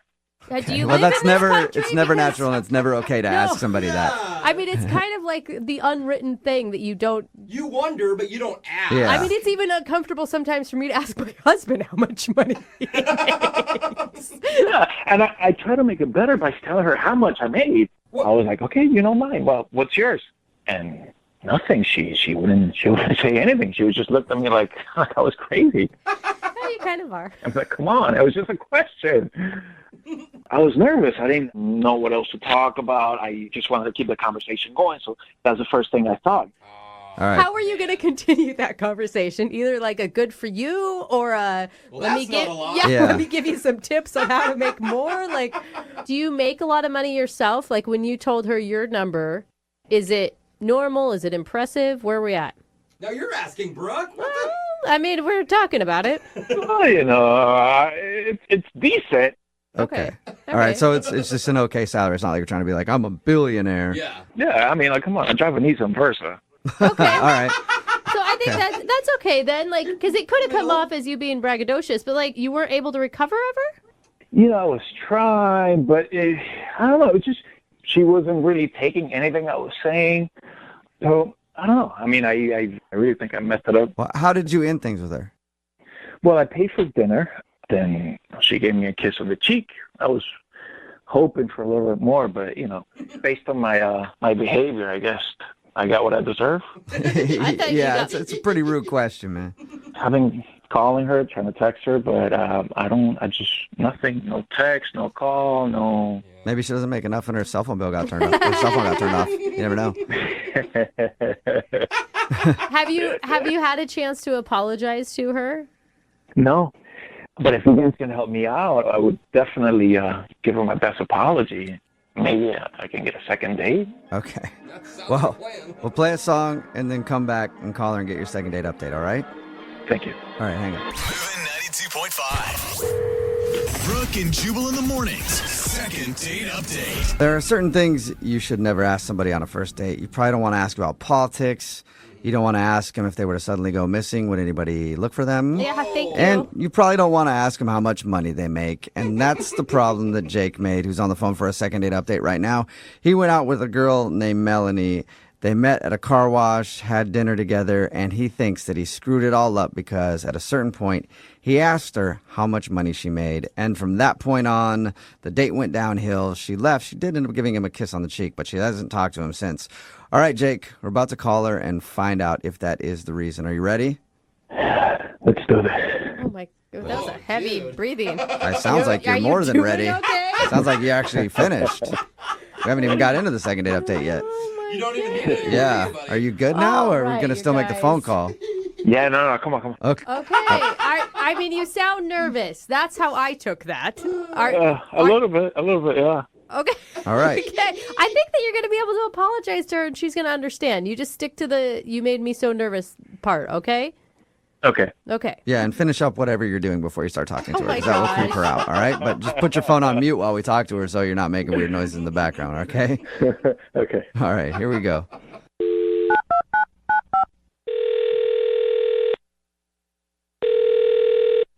Hello? Hi, can I speak to Melanie, please? This is she. Hey, Melanie, how are you? This is Jubal from Brooke and Jubal in the morning. Okay. You don't know what that is, do you? No, what's up? Brooke and Jubal in the morning is a radio show. Well, yeah, I figured that, but who are you? What's going on? I'm Jubal from Brooke and Jubal in the morning, Hi. and we do a segment on our show called the Second Date Update. Have you ever heard of that before? No. Okay, well, I'll explain. A second date update is where if you go out on a date with somebody and then end up not calling them back after, they can email us to get you on the phone and find out what happened. And we recently got an email about you from a dude named Jake. Okay. You know Jake? Oh, yeah. Yep. Okay. So Jake told us about your date. Mm-hmm. And he also told us that you're not answering his phone calls or text messages or anything and is wondering why you're blowing him off. Am I supposed to tell you why? Would love it if you would. So would Jake. He actually wants to know the answer. This is kind of weird, but that's fine. I'll tell you. Okay. This is easy. So he told you we met at this car wash place. Yeah, he told us all about that. He thinks the reason you're not calling him back is because he asked about how much money you made. Oh.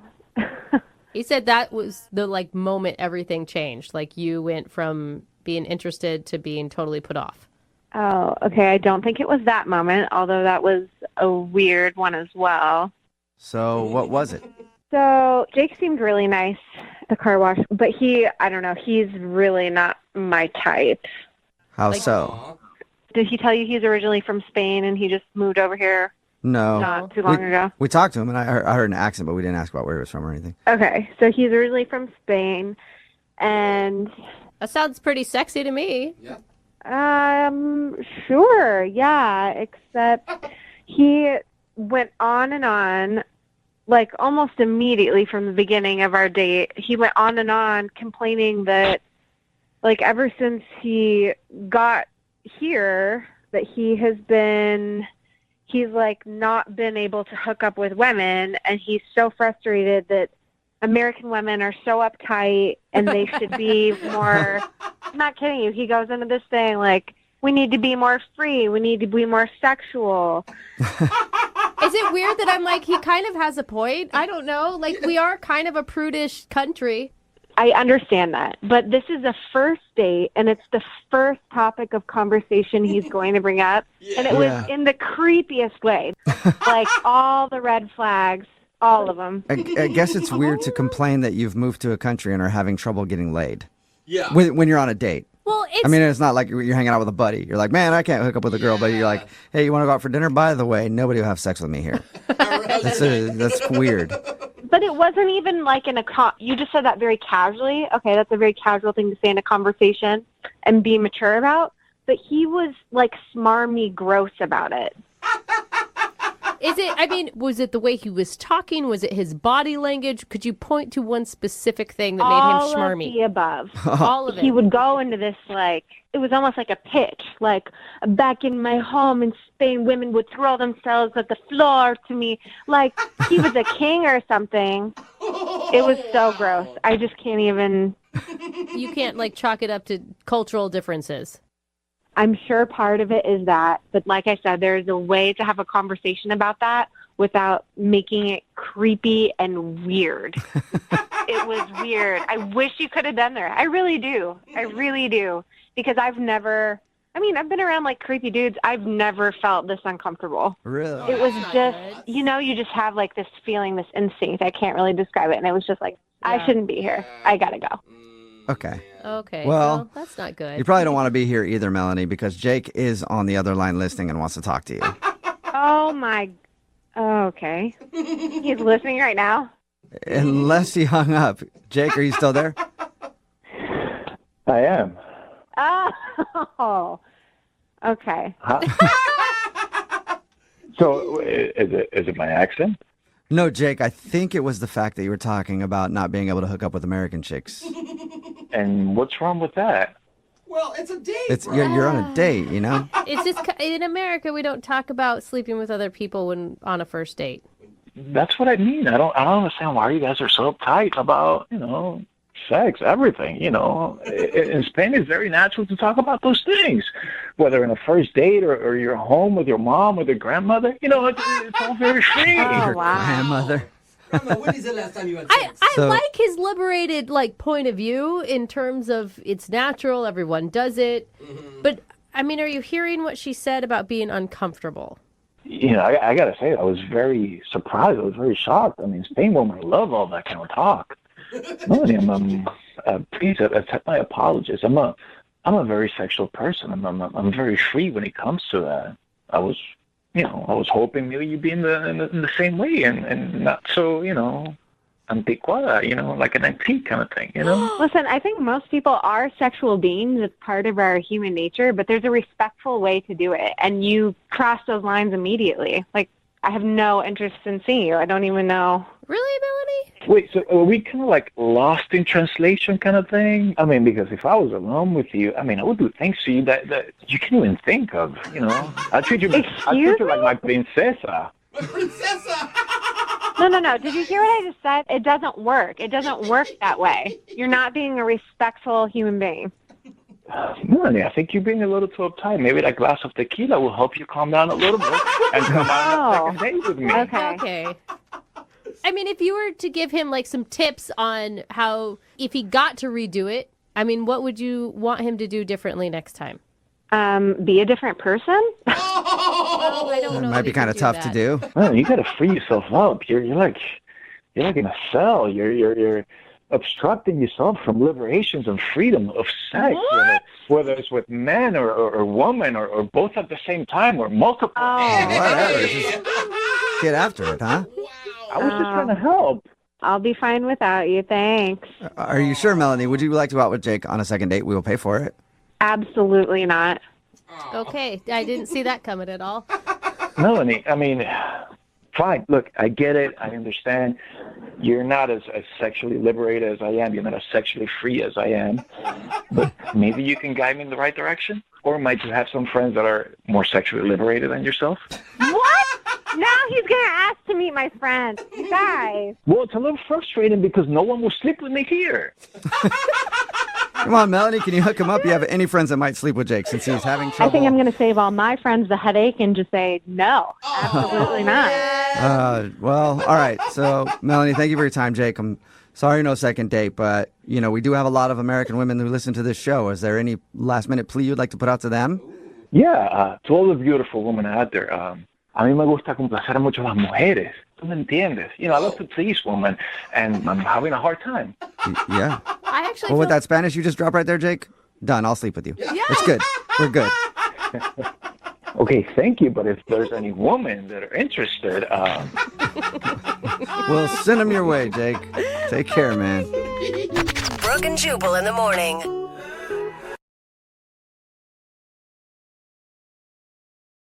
Are you single and feeling out of the loop? Put away that mouse and get out of the house. Join In the Loop, Seattle's brand new activities club just for singles. Go to intheloopsingles.com today. Moving 92.5. Brooke and Jubal's second date update. You know, a lot of people ask me, how do I get my email to the top of the list for a second date update? There's a couple things you can do. One, you can put in your subject line, I need help ASAP, and the police should probably be involved. Oh, yeah, that one is a good attention getter. But that's still not usually enough. But if you say it in all caps, then you're yelling, and I can't help but notice your email. And that's what Aaron did today. Aaron sent us an email that said exactly that in all caps, that he needs our help, and he thinks the police should be involved, and we have to do this right away.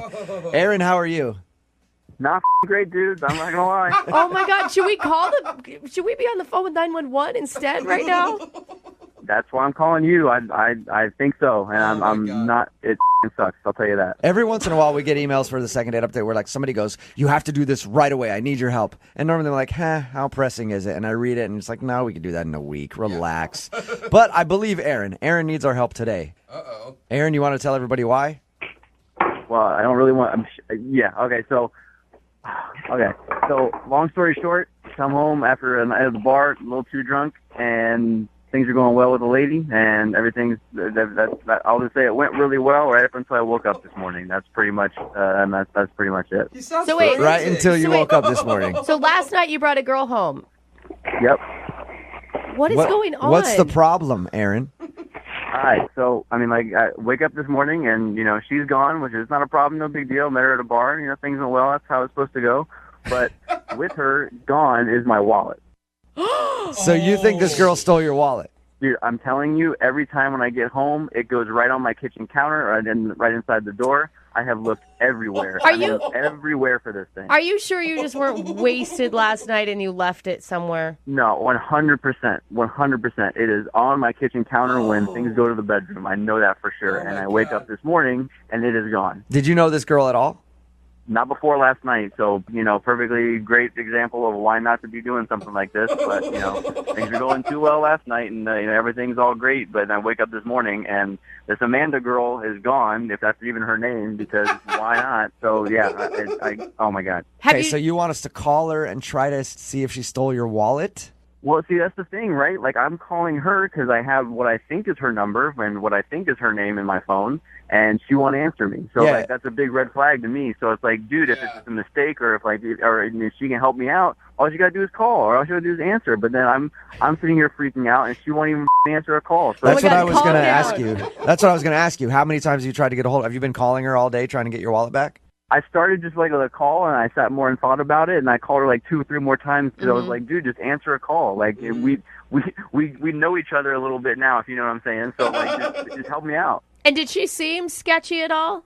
Not at the time. Like everything went well. Like it wasn't like she was like, hey, let's go back to your place immediately. It was kind of one of those things where it was like, oh, this is great. Have a drink. Let's hang out. Have a drink again. So, it felt like it went really well right up until I woke up and my was gone. So you really think she robbed you? You don't just think you could have put your wallet somewhere and forgot? Dude, like I said, 100%. I know where it was, and more importantly, she won't answer me. Like, just be like, hey, even a text to be like, sorry, I'm busy right now, and help me out. But like, it's just it's nothing, and it's making me really suspicious because I have no idea if this is even her name to start with or even her number. You said that you called her. Did you also text her too? Yeah. And nothing. You haven't heard a word. Nothing. I was like, hey, really important you give me a text back, help me out, and then nothing. So I'm sitting here. The longer I wait, the more certain I am that they stole my wallet. I'm not even kidding. So she doesn't, but you didn't accuse her via text. Like, she's not going to be on the defensive. No, because I mean, like, there's not yet. I mean, like, not yet, and that's why you got that pissed off email from me because I'm trying to be cool to this girl, but I have no idea if I even should, and I'm trying to get some help. So you want us to do this and not the police? Yeah, I want you guys to do it. That way, if she's a thief, I want to make sure that everybody knows, hear it on the radio, that she steals people's on the next morning. But what I mean, if she turns out to not be a thief, do you want to do a second date with her? I mean, I can't even care about a second date. I want my wallet back. All right. I like it when the second date update turns into this before. We've done it with like a watch, getting some guy's watch back. I remember that one. Now, we're going to play a song, come back, call Amanda, and see if she stole your wallet, okay? Yeah, I hope so. All right, we'll get your second date update right after this. Moving 92.5. Brooke and Jubal in the mornings. Second date update. Today's second date update really isn't even about the date at all. Aaron is on the phone with us, and today he wants to call a girl named Amanda. They met last night, got a little drunk, went back to his place. When he woke up this morning, the girl was gone, and so was his wallet. And he's convinced that Amanda took his wallet, and now she won't answer any of his phone calls. Wow. So he wants our help to see if we can get her on the phone so that he can talk to her and accuse her, basically, of stealing his wallet. All right, Aaron, are you still upset? Are you serious? Of course I'm upset. All right. Oh, my gosh. I'm about to dial the phone number right now and get her on the phone, okay? All right. Did you have a lot of cash in the wallet? I forgot to ask. There's enough stuff, man. This is like everything is in there. It's like my debit card, my credit card, like everything is in there. Yeah. Social Security card? No, I'm not that dumb. Yeah, thank God. I was hoping that was in there. An idiot. All right. I'm going to dial the phone number right now, see if we can get her on the phone and get your wallet back, okay? Yeah, let's do this. Hurry up. Okay. Here we go.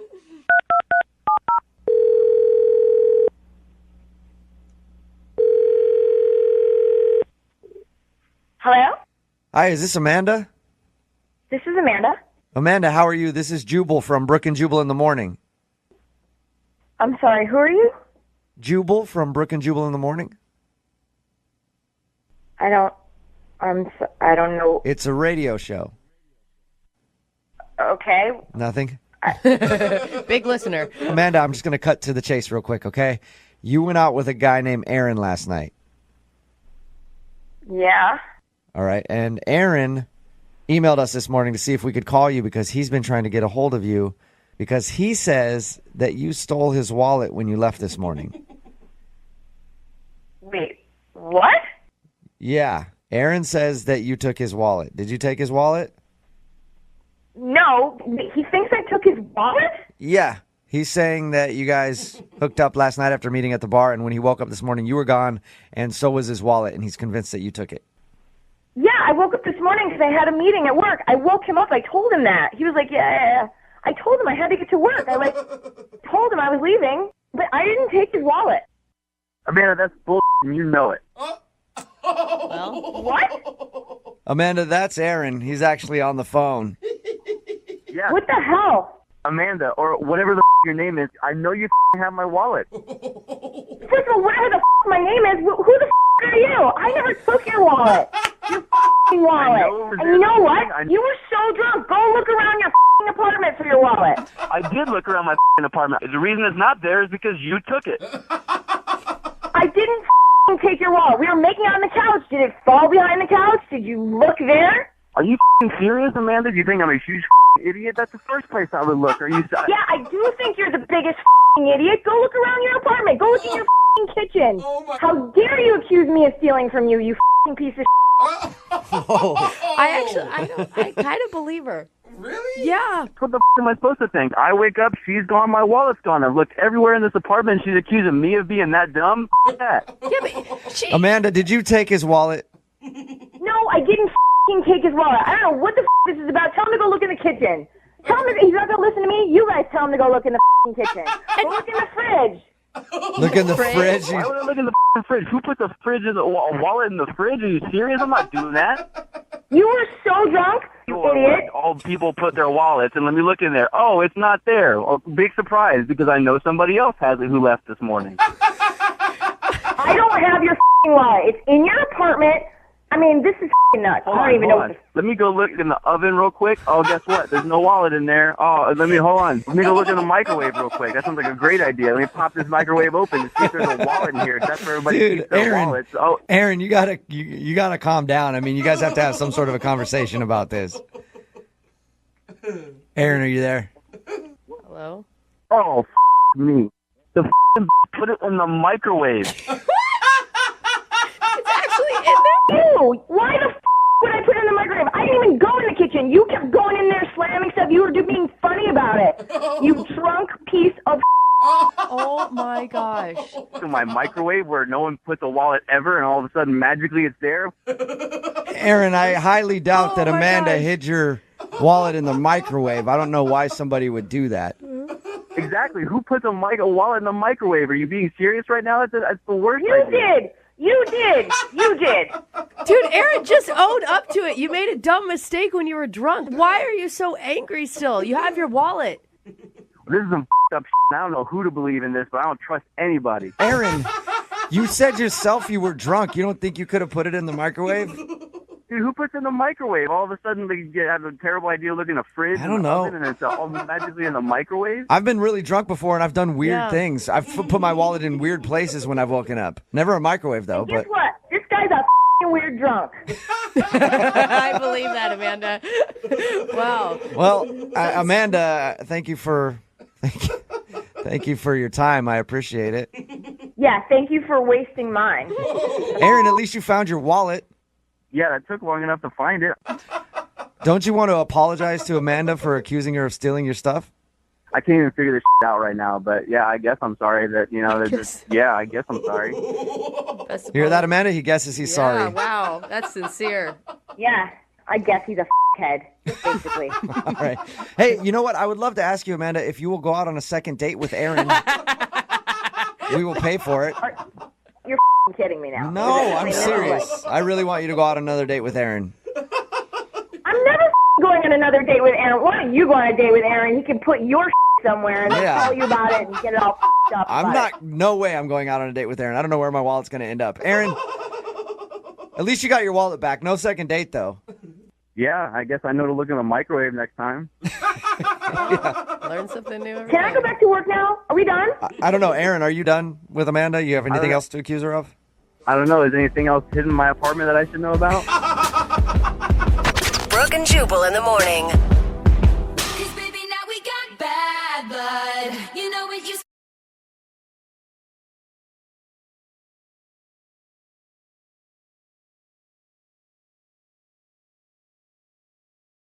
Moving 92.5. Brooke and Jubal's second date update.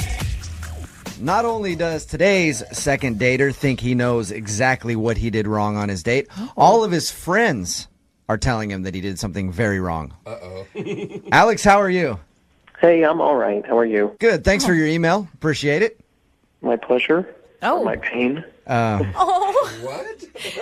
My pleasure, my pain. Alex isn't getting a call back from a girl named Courtney. And Alex, tell us about Courtney and your date.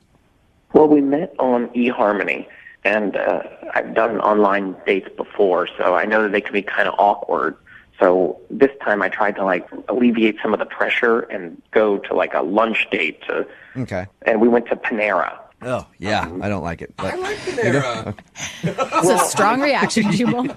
So you went there and you had food. Well, it seemed to be good in that I didn't feel much pressure on me, and she didn't seem to feel much pressure on her. We were chatting, and we talked about hobbies. Obviously, one of my hobbies got mentioned.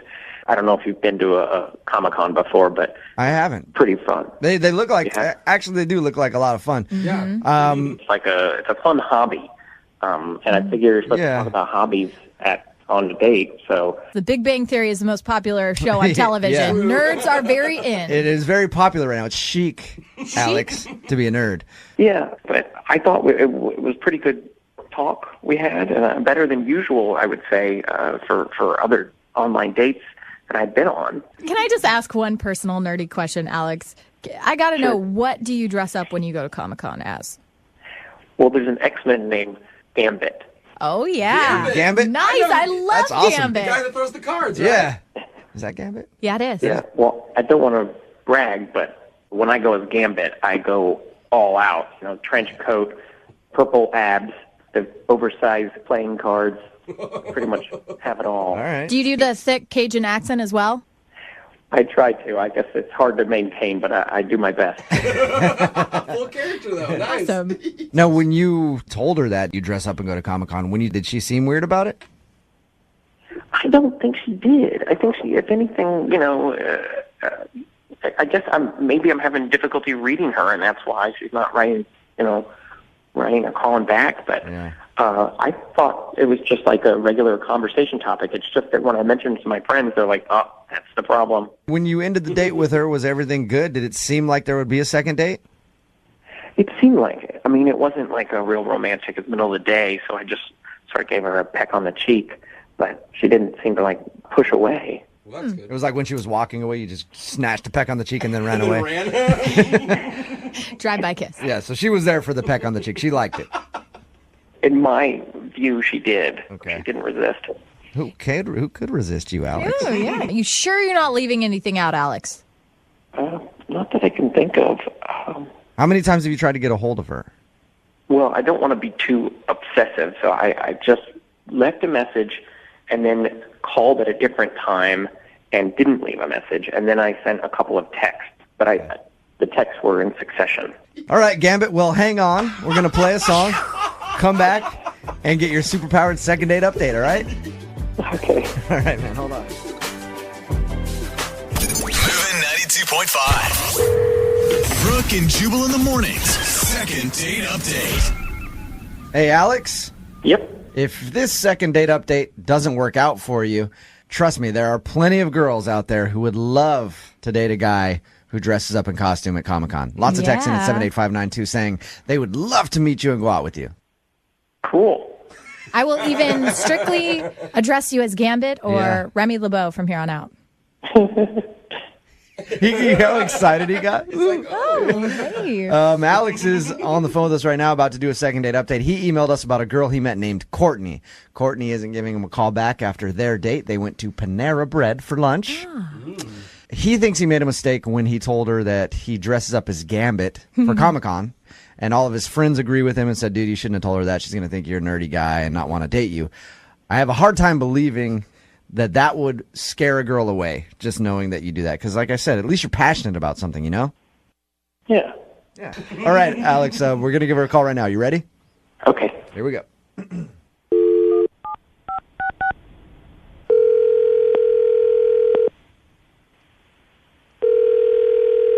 Hello? Hi, can I speak to Courtney, please? Hi, this is Courtney. Hey, Courtney, how are you? This is Jubal from Brooke and Jubal in the Morning on Moving 92.5. Sorry? This is Jubal from Brooke and Jubal in the Morning on the radio station Moving 92.5. You got a second? Sorry, what's this about? I don't know. Do you listen to the show at all, Courtney? Have you heard the second date update before? Yes, sometimes. Sometimes, okay. You recently went out on a date with one of our listeners who wants to do a second date update on you. Oh, geez. Okay. His name is Alex. Yeah. Yeah. Have you been on many dates other than with Alex lately? Not really, but... Did you like Alex? Did you enjoy your date? Oh, well, he's really nice. This is really weird. This is really strange. Courtney, let me ask you a question. Alex talked to us, and he shared with us that he thinks the fact that he told you that he dresses up for Comic-Con might have been a turnoff for you. Oh, he is, I don't know, I didn't really know what it was, and he was trying to tell me about it, and I went home and I just Googled it because I didn't really know what he was talking about. Uh-huh. And it's like grown adult people like, dressing in costumes. Yeah. I mean, I'm sure that's fun for some people, but it was like really strange. Like he like let off with that. Like, by the way, I'm really into Comic-Con, and I don't know. He was showing me this costume of somebody like I've literally never heard of, and it was just the strangest thing in the world. Okay, so that was it then. He's like just too into Comic-Con and comic books and dressing up as characters for you? Well, that's mean to say like that's it. Like, you know, if one hobby, like no, thank you. I mean, right? So you just didn't like him? No. I like him. I totally think he's like really sweet. I really don't want to say anything bad about him, like especially on the radio, you know? Do you have bad things to say? No. I don't want to say something that's not nice. Well, if it's not that bad, he's the one that wants to know anyway. So you're kind of doing him a favor by letting him know if he screwed up on the date in some way. Yeah. I mean, he didn't do anything, like, he didn't screw up. He wasn't mean to me. Well, what was it, though, that turned you off? Well, I mean, it was awkward. He shows up, like, we went just for, like, a quick lunch, like, totally informal. He told me Panera Bread. You lucky lady. 5-star. Yeah, Panera. It was, I don't know, it's like it's a neutral location in the middle of the day, right? So, but he like shows up, and I feel really bad that I just laughed about this, but he's wearing these like denim shorts that I haven't seen since like since I was like a kid. He's wearing like little denim jean shorts? No, they weren't like little. Do you remember those like Jenko shorts from like early 90s? Like, oh, yeah. It was awful. It was so funny, and I just was like, I was a little surprised. I'm a terrible person for laughing at For that. making fun of his fashion? No, I don't know, he just seemed kind of, I don't know, like he didn't have to work that hard to impress me. Like, I just feel like he was trying to put on this like macho-y kind of thing, and he was trying to be macho? I don't know, he was just saying like weird stuff. Like he kept making jokes, and I was laughing at some of them, but like he was laughing really hard at some, like, you know, just like over and over, and I don't know, just the laughing and the comments were just too much. Like, what comments would he make? I'm just curious because I want it for my own mental picture. He kept talking about like his work and stuff, and then every time he would like talk about somebody doing something stupid, he'd be like, "Oh yeah, like bitches be crazy," and I'm staring at this guy going, like, "Why are you saying that?" So he tags his joke with "bitches be crazy." Oh, that's awesome. It was a little weird. I didn't expect him to talk like that. See, now I'm picturing him just cracking up in front of a bread bowl full of chili at Panera Bread. Just bitches be crazy, right? This date is going awesome. Hey, Courtney. Yeah. Alex is actually on the other line. Are you serious? Listening to this phone call. Hey, Courtney. Oh my God. So, Oh my God. I'm so sorry. I just said that. well, I didn't know you didn't, you didn't, you just, I didn't think the jean shorts were that bad. It's just not sexy. You know? I mean, I don't have like the best fashion sense, but it's like, it doesn't really matter.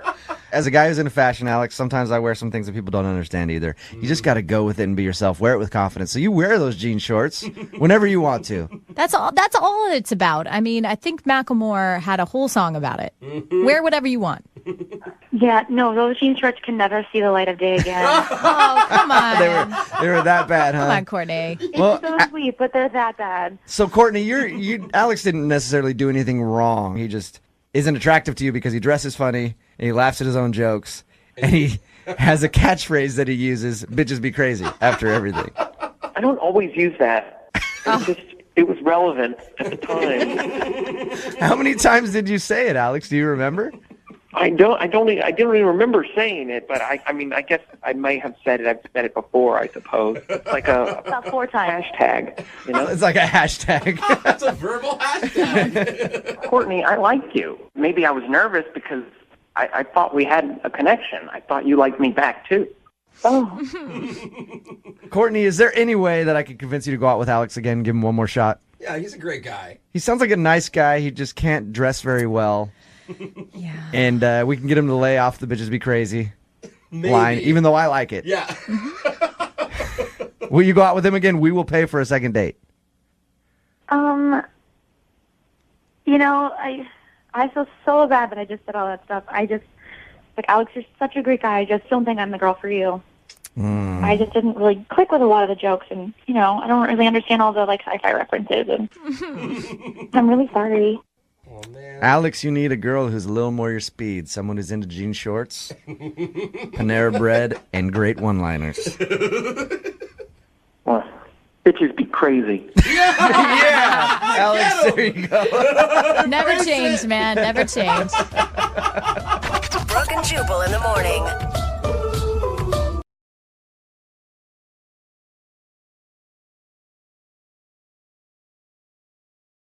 Are you single and feeling out of the loop? Put away that mouse and get out of the house. Join In the Loop, Seattle's brand new activities club just for singles. Go to intheloopsingles.com today. Moving 92.5. Brooke and Jubal's second date update.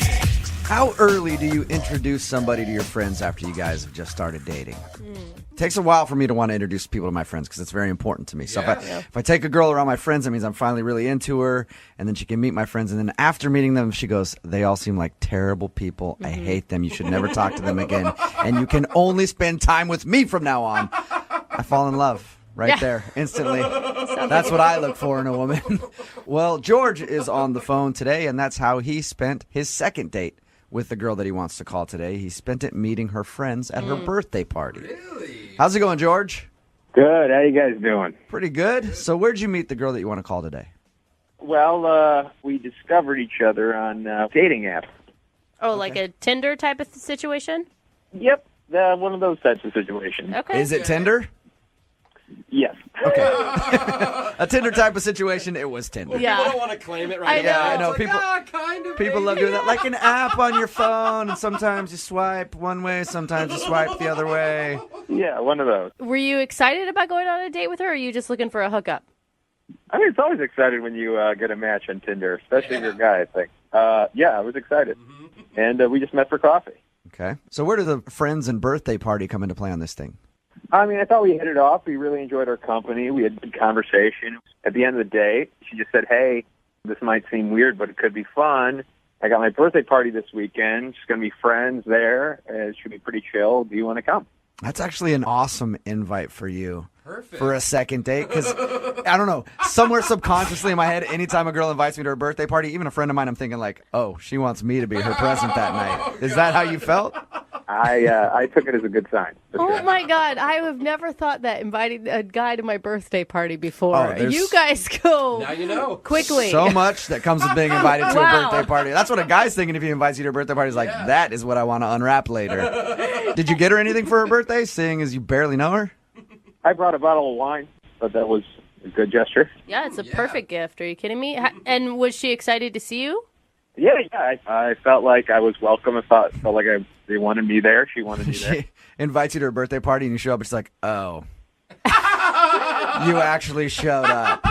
Well, she could have been preoccupied with all of her friends and family. Like, it'd be easy to not be able to spend a whole lot of time with you. No, I got the vibe that she was very excited for me to be there. Okay. How did she introduce you to her friends? This is George from Tinder? Or did she say, it's a friend of mine, or is a guy I'm dating even? How'd she introduce you? Yeah, I think she said friend. This is a friend of mine. We didn't go into details about Tinder. I think that's for later. But all of her good girlfriends knew. Like, they all got the lowdown yeah. before you showed up. Yeah, I got the sense that they knew, because whenever she introduced me, they go, oh, yeah, you're George, you're the guy. Uh-huh. That's a good sign. That means that she's talking about you to her friends.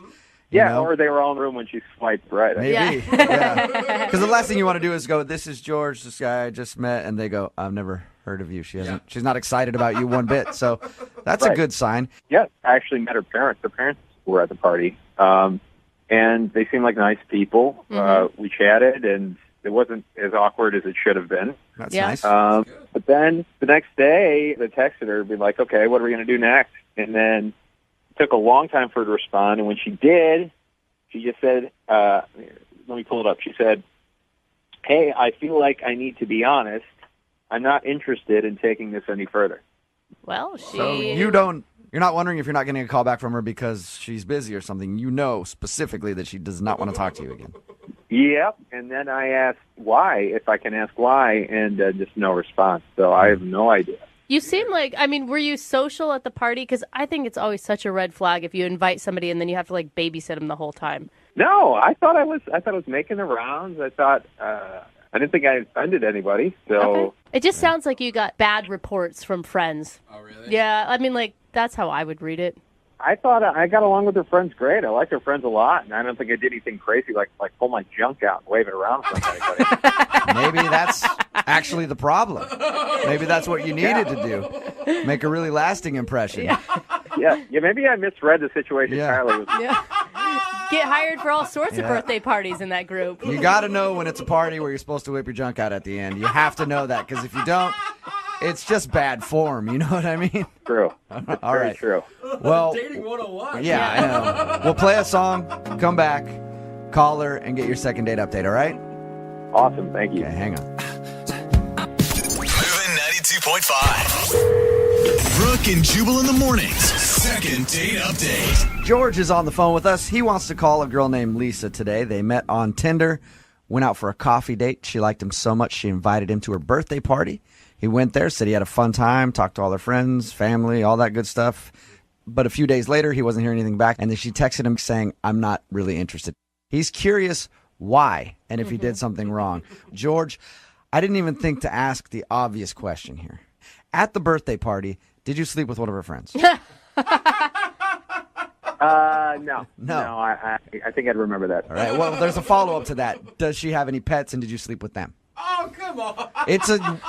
You hear how these second date updates end up a lot, all right?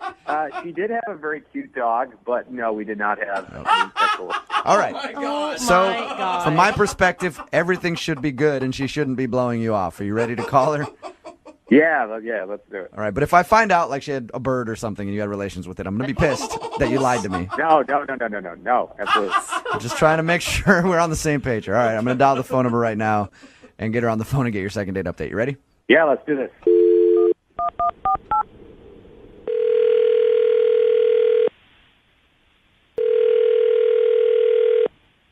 Hello? Hi, can I speak to Lisa, please?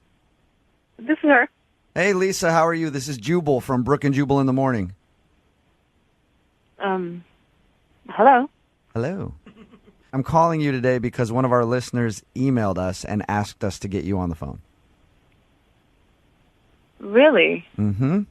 It's a segment that we do on our show called the Second Date Update. It's where if you go out on a date with somebody and then end up blowing them off, they email us and ask us to get that person on the phone and ask why. So you recently went out on a date with somebody that listens to our show. All right. His name is George.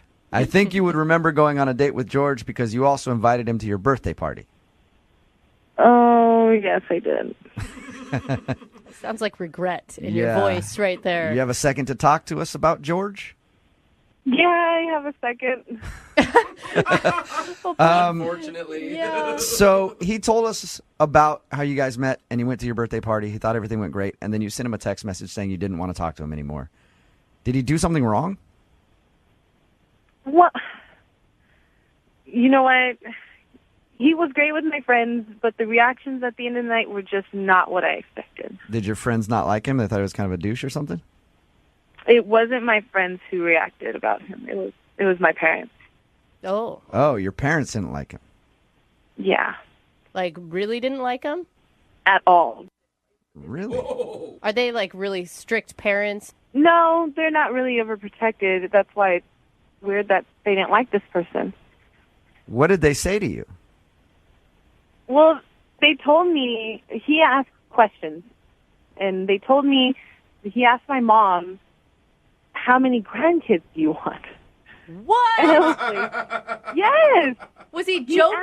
He asked my mom that. I don't know. She didn't make it seem like he was joking. Was it in context, though, about something they were talking about? How long was he talking to your parents? He was talking to them for a long time. I think he was trying to impress them or something, but he was with them for a while.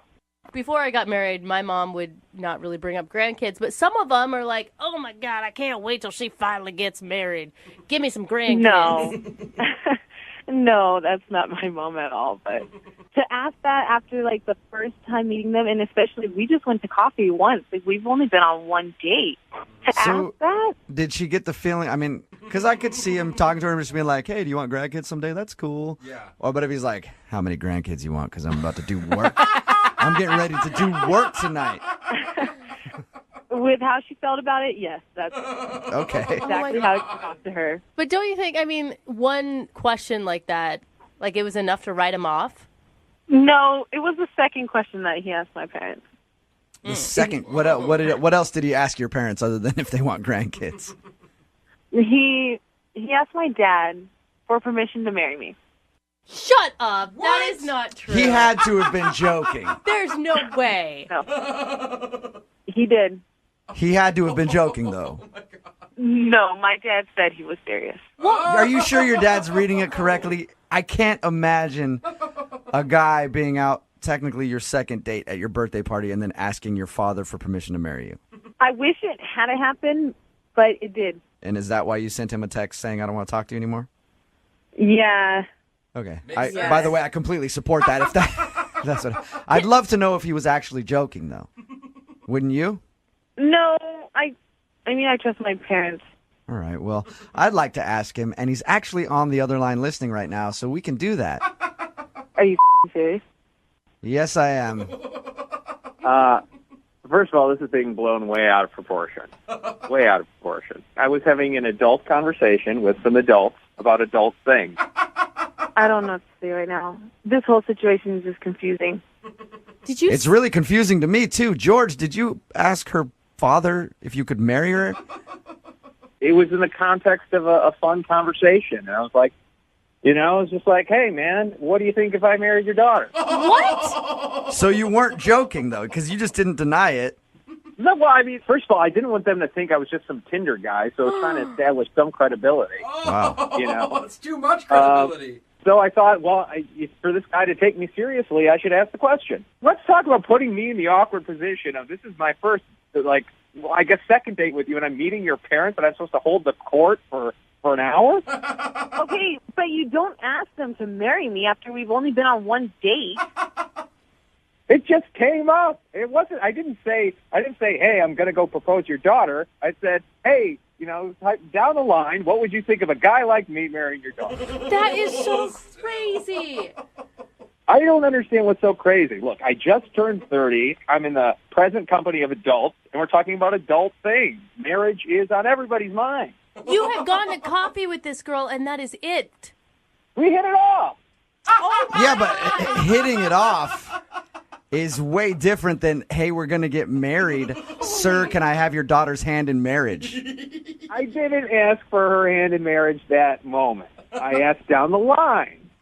Oh, so it was a future proposal that you were thinking about. It was a future hypothetical. That doesn't make it any better, George. Whether it was in the future or not, you don't ask it now. I mean, we did hit it off at the coffee shop, but it didn't hit off to say, "Okay, I'm going to marry this person."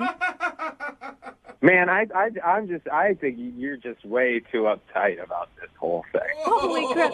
I'm uptight about it? Really? Yeah. Well, I think you're f***ing crazy. Well, okay. I guess I'm sorry that I saw a future, together. I'm sorry. If that makes me crazy, well then I'm sorry. Yeah, Lisa, you should be flattered. George wanted to marry you after one coffee date. Yeah, that's not flattering. Why is that not flattering? Because it's creepy. Okay. I guess I just don't understand. I feel like that's like a pretty high compliment you could pay somebody. George, you don't even know her. You just met her. Well, and she's having me meet her parents. Yeah, but she didn't specifically say, "Hey, come meet my parents." Yeah. Didn't she just ask you to go to her birthday? Yeah, but she left me alone with her parents for like an hour. I mean, you think she would see that and be like, "Oh." So were you like pissed off that she left you with her parents for so long? You're like, "I'm just going to screw this whole thing up right now." Hey, sir. No, I wasn't pissed. I was actually like, okay, she must really like me. She's putting me together with her parents. I never heard. What did her dad say to you after you asked for her hand in marriage? He just laughed it off, and I did too. And I took that as like, oh, he likes me. Yeah. Yeah. I'd love to know what he was thinking. Yeah. Seriously. Well, this is normally the point where I ask if you guys want to go out on a second date, and I will pay for it. But instead, George, would you like to propose to Lisa right now? I will pay for the catering at your wedding if she says yes. Oh my God. Please don't. Lisa, you don't want free wedding catering? I'll pay for it. No, thank you. Yeah, I think the moment's passed on that one. You sure? I don't know. Lisa, has it passed? Yes, it's definitely passed. Oh. It was never even there. It's a good point. Lisa, thank you for your time. Anytime. Yep, and I'm sorry that you're not going to be getting married to George anytime soon. Thankfully. If a girl ever asks me to meet her parents, I will politely decline.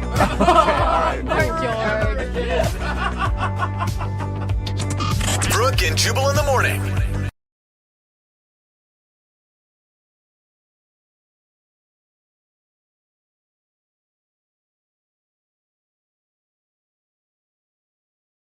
Hey, Kevin, how are you? This is Jubal from Brooke and Jubal in the morning. Okay, who is this? Jubal from Brooke and Jubal in the morning. It's a radio show. You ever heard of it? Maybe. How did you get my number? Well, I got your number from a listener of ours, actually. They emailed us about you. What? Yeah, there's somebody who listens to our show, has been trying to get a hold of you, but you aren't calling them back, so they asked if we could get you on the phone and find out why you're not calling them. Her name is Caroline. Oh. And you guys recently went out on a date. Yep. Did you like Caroline? She emailed you about... Yeah, she liked you enough to actually email a radio show to get you on the phone and find out why you're not calling her back. Oh, That's a little bit of a compliment, isn't it? Yeah, no, I really was hoping that she wouldn't call me back. Oh. Okay, so you don't want to get a hold of her. No, I do not. What was so bad about the date? I got myself into something I was not prepared for. Really? I'm guessing. What do you mean? Well, I mean, we met on this dating website, and, it's like they say, it's too good to be true, and that was one of the worst 2 hours of my life. Wait, why was it so bad? The whole thing? The whole thing, it just did not start out on the right foot. She did tell us how she put you in a headlock at the end of the date and forced you to kiss her. Oh, that was not fun, but I was over it way before that. Really? Really? She swore that you kissed her back for like a long time. To try to get her away, she was holding me. You're like, all right, fine, I'll kiss you then. So at what point were you over the date with her then?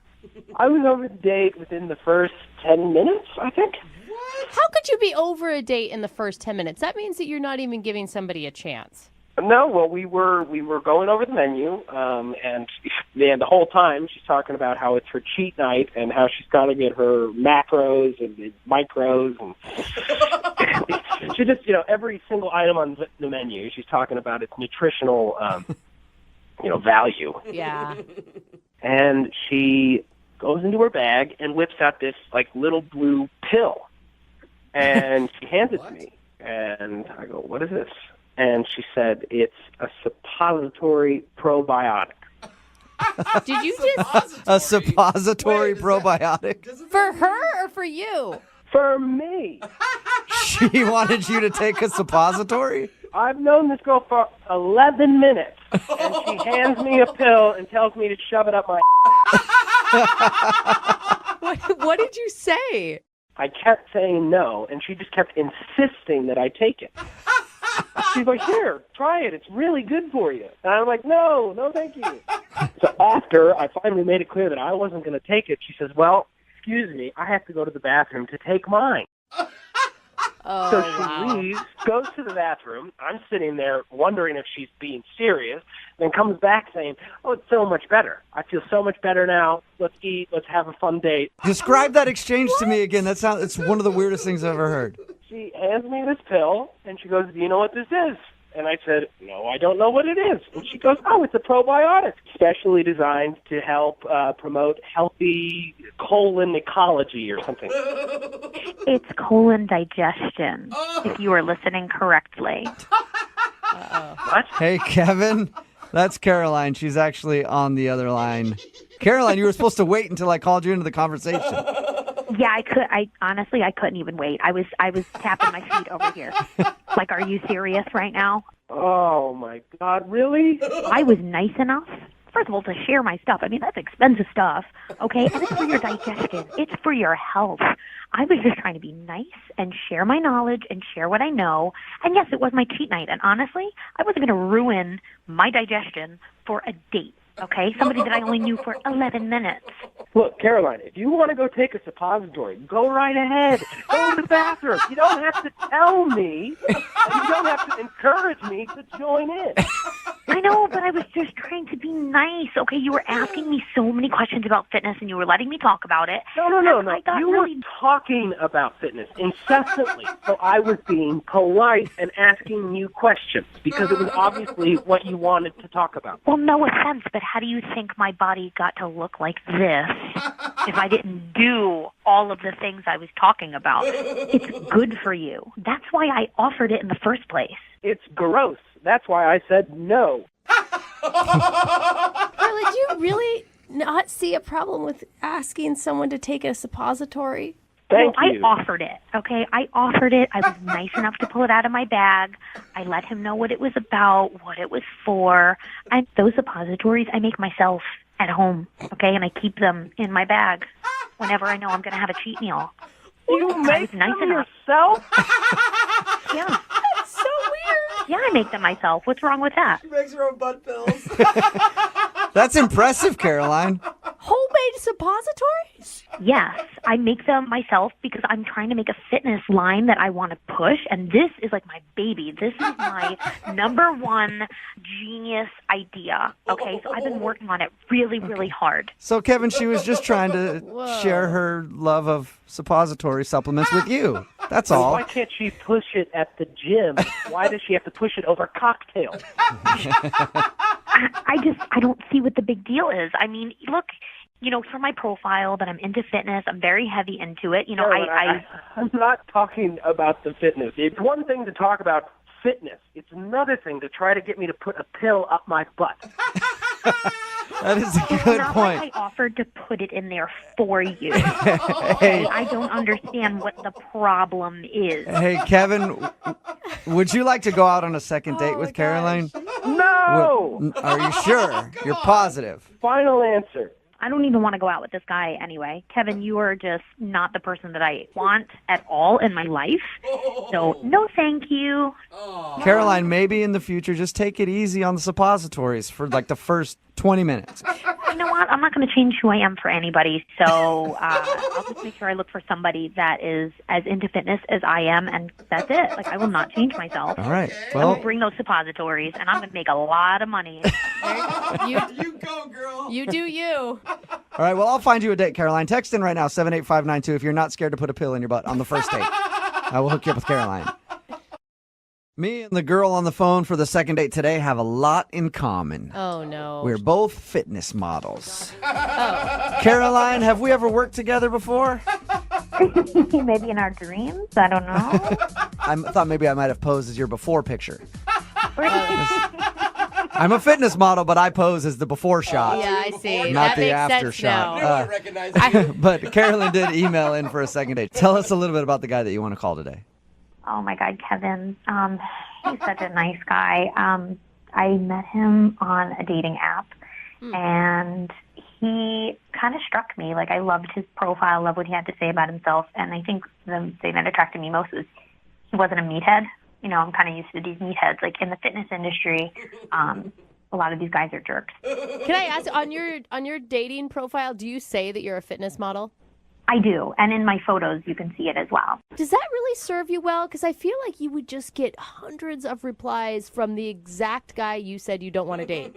You know, yeah, I definitely get a lot of those guys that I don't want. But, I mean, my body looks amazing right now. Like, I worked my butt off, literally, to look like this. You should see. I'll have to send you guys pictures. So I'm proud of the way I look. Yeah. So I'm going to put myself out there. Check me out from the front, from the back. I would think. Did you hit this guy up, or did he hit you up? Actually, I hit him up. Okay, because I would assume, like, as an average guy, if I see a fitness competitor like you on a dating app, I'm going to think twice before I hit you up because I'm going to think you're only going to be interested in like big buff dudes. That's what I do. You know what? Honestly, I've learned a lot about myself through the process of getting to become a fitness model. And the one thing is you have to not care in life. You know what I mean? You got to just go for what you want. I go for what I want. I saw him and I was like, boom, I want this guy.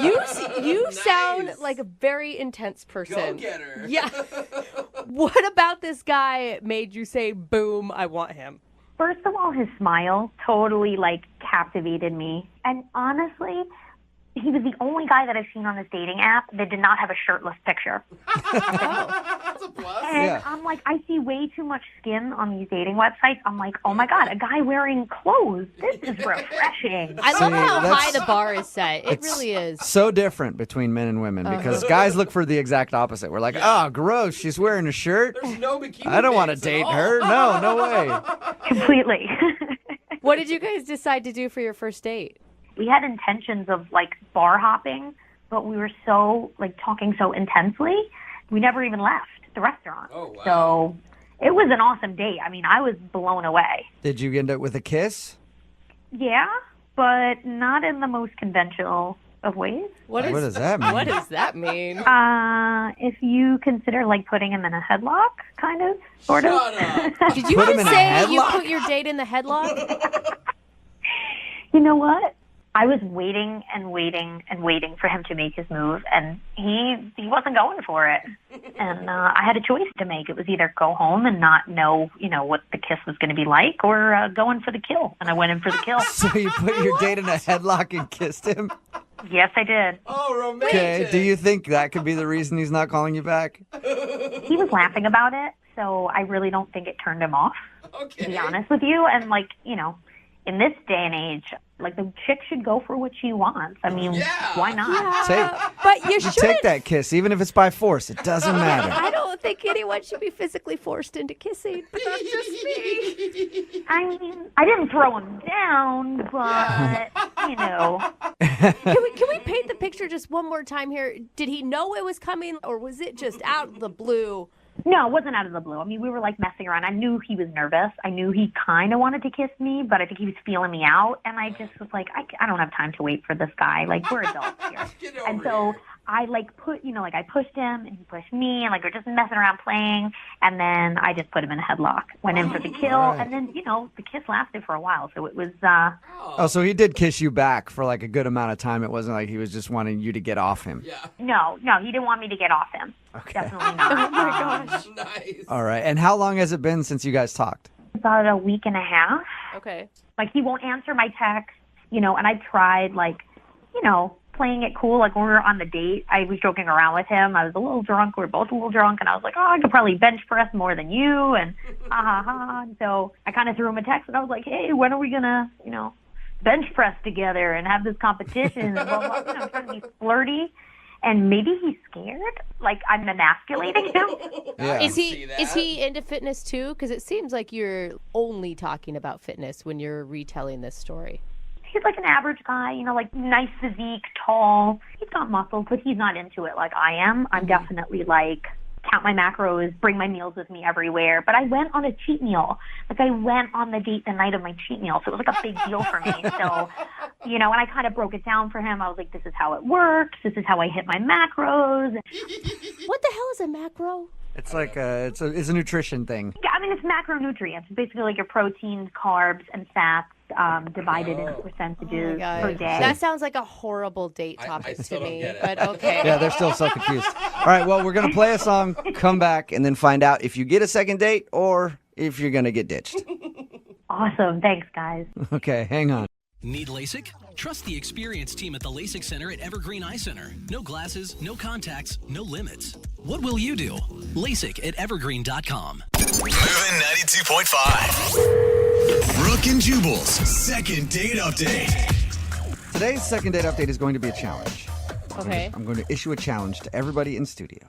We're ready. Because we've done a lot of second date updates where the people have bonded over their dogs. Mm-hmm. This one, we got an email from a dude named Shane. Mm-hmm.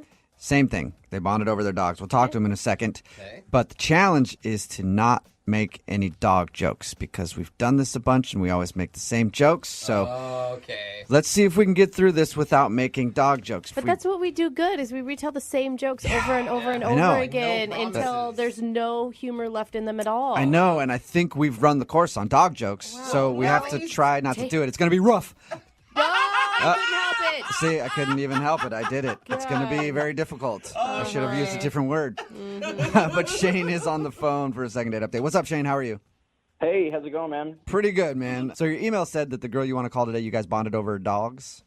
Yeah, well, we met on Tinder. Okay. And that was kind of our main thing is we... It's kind of like the dog park of dating apps, so it makes sense. People just sniffing each other's butts left and right. Yeah. I made a dog joke. Damn it. Yeah, you can't help it. It's Yeah. all right. Let's move past it. All right. What, did you both have things about your dog on your Tinder profile?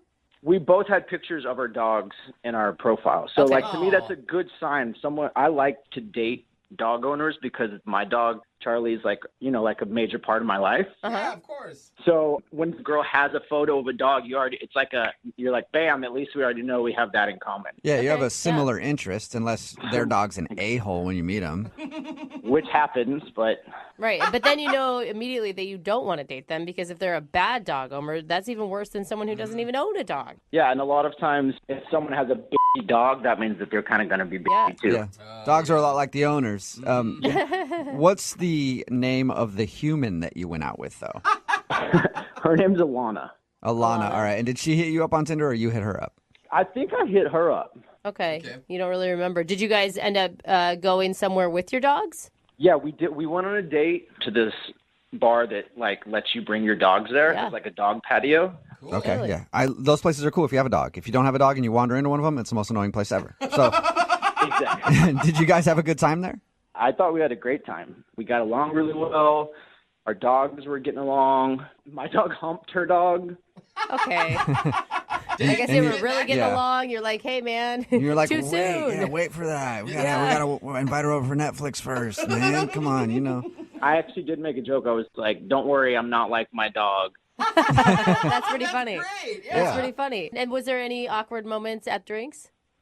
I mean, she was on her phone a lot, which is a little annoying, but that's just kind of like the modern world we live in. So I don't think it interrupted our conversation. Other than that, it was pretty chill.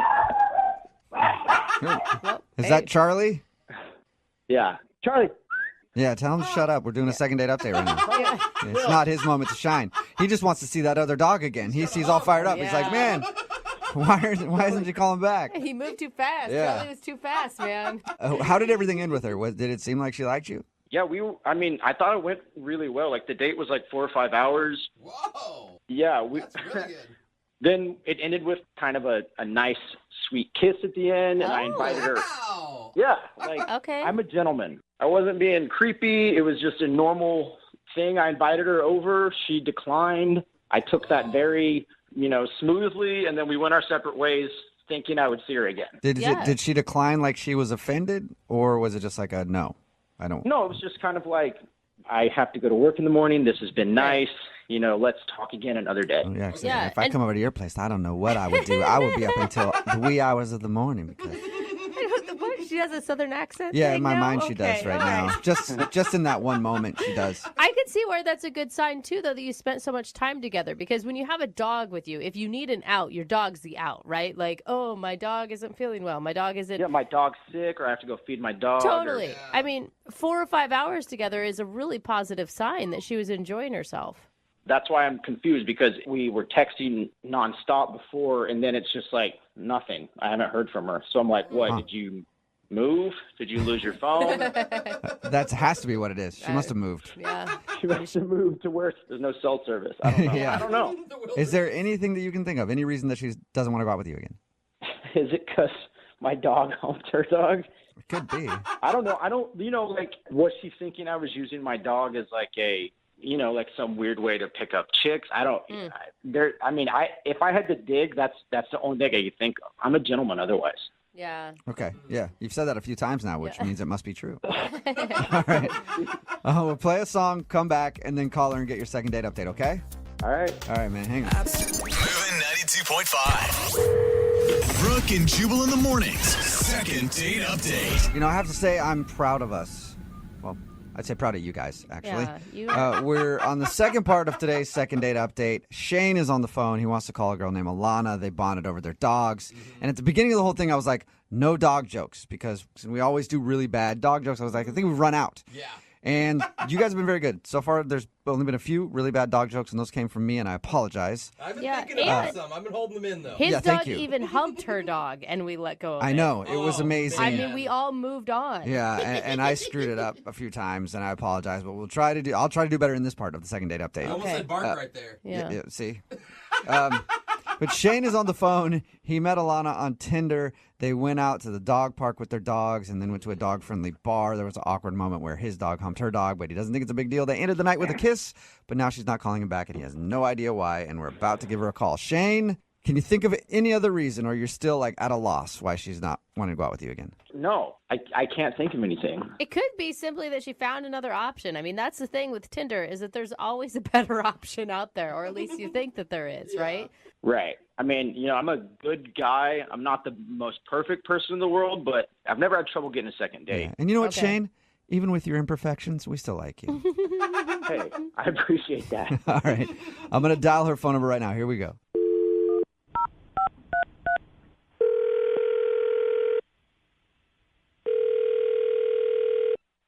Hello. Hi. May I speak to Alana? Speaking. Hey, Alana. How are you? My name is Jubal, and I host a radio show called Brooke and Jubal in the morning. No way, really? Yeah. How are you? You know us? Yeah, of course I do. That's cool. What's up? How does it feel to talk to celebrities? Celebrities that are always shocked that anyone knows our name. Yeah. It's cool, I guess. Yeah. Yeah. So you listen to the show? Sometimes. Perfect. Okay. All right, number one fan. Yep. Huge listener to the show right here. Well, Alana, I'm calling you today because somebody emailed us to do a second date update with you. What is that? You clearly are a big listener to the show. We do it like. I'm sorry, I've heard you guys here and there, and I don't know. Can you tell me specifically what it is? Yeah, I can. It's where if you go out on a date with somebody, right? And then you end up blowing them off after, they email us to get you on the phone and find out why. Does that ring a bell? I think I've heard you guys do something like that before. Okay. Yeah, we do a lot of them. And today, somebody named Shane emailed us to get a hold of you. No. Yeah. You went out with Shane to the dog park and then hung out at a dog bar with your dogs. Oh my God! Really? No. Yeah. Yeah. No. Yes. What's wrong? He liked you. Oh, does he now? Okay. Yeah. Enough to email us and ask us to call you and find out what's wrong. Oh my gosh. Why would you think he doesn't like you? You know what? I'm just gonna lay it down. I really have no interest in seeing that guy again. Really? Whoa. Sorry. Yeah. Why? But you hung out with him for 4 or 5 hours, he said. Yeah, I mean, he was nice for a grand total of 5 hours. Anybody can be nice for 5 hours. He's not a nice guy. We asked him about your date, and he couldn't think of one thing that went wrong. I'll tell you what happened. I went home after our date, and I looked him up on social media because, you finally get their name, right, when you go on a date with them. Right. So I finally found his Facebook. Okay. And I go on his Facebook, and he's updated his status. He updated it that night that we went out to single, which tells me that he wasn't single until after our date. Did he? So are you saying that he just tell me, he wasn't straight with me? Wait, are you sure? What if he just forgot to change it after he broke up with his girlfriend or boyfriend or whoever he was dating? See, that's what I thought. But then I looked at the comment section of his post, and some girl wrote, "Hey, you a**hole. Thanks for breaking up with me via Facebook status." Oh, wow. Oh. Was it a friend of his joking around, or do you know if that was actually his ex-girlfriend? It had to be his ex-girlfriend. Yeah. She's really angry. Yeah. She's really mad. And why would you give him the benefit of the doubt that it even was a friend? If I went on one date with one guy and I saw that on his Facebook page, I wouldn't even take the time to figure out if it was a friend. That's too big of a red flag, man. And that's why I'm not texting him back. Well, that's surprising. I mean, that's pretty special. You guys went on one date, and then he went and broke up with his girlfriend. Who knows how long were they together? I mean, that shows that you definitely mean a lot to him.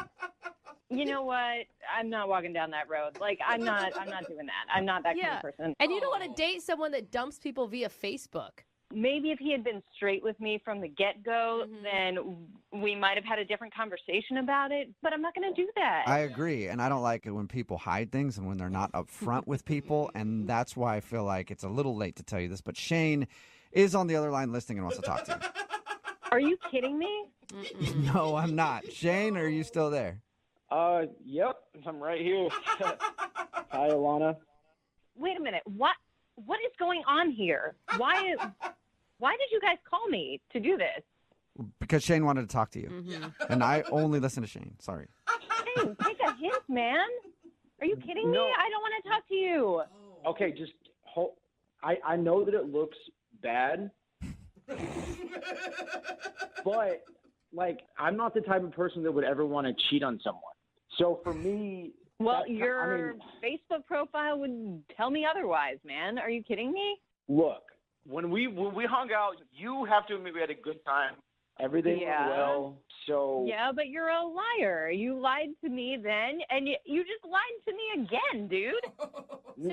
Okay, you're getting a little worked up over this. Just let me explain myself before I get bashed on the radio. By all means, explain yourself. Whenever I'm in a relationship with someone and I meet someone else that I like, it wouldn't feel right for me to pursue that person unless that previous relationship was over. So in my opinion, so I think I actually did the right thing. I did the gentlemanly thing by... How is making out with me the gentlemanly thing? And even back it up before then. Not to pile on you, Shane, but you were actively looking for dates on Tinder while you had a girlfriend, buddy. Okay, thank you. But clearly what I was in, for me, was over weeks ago.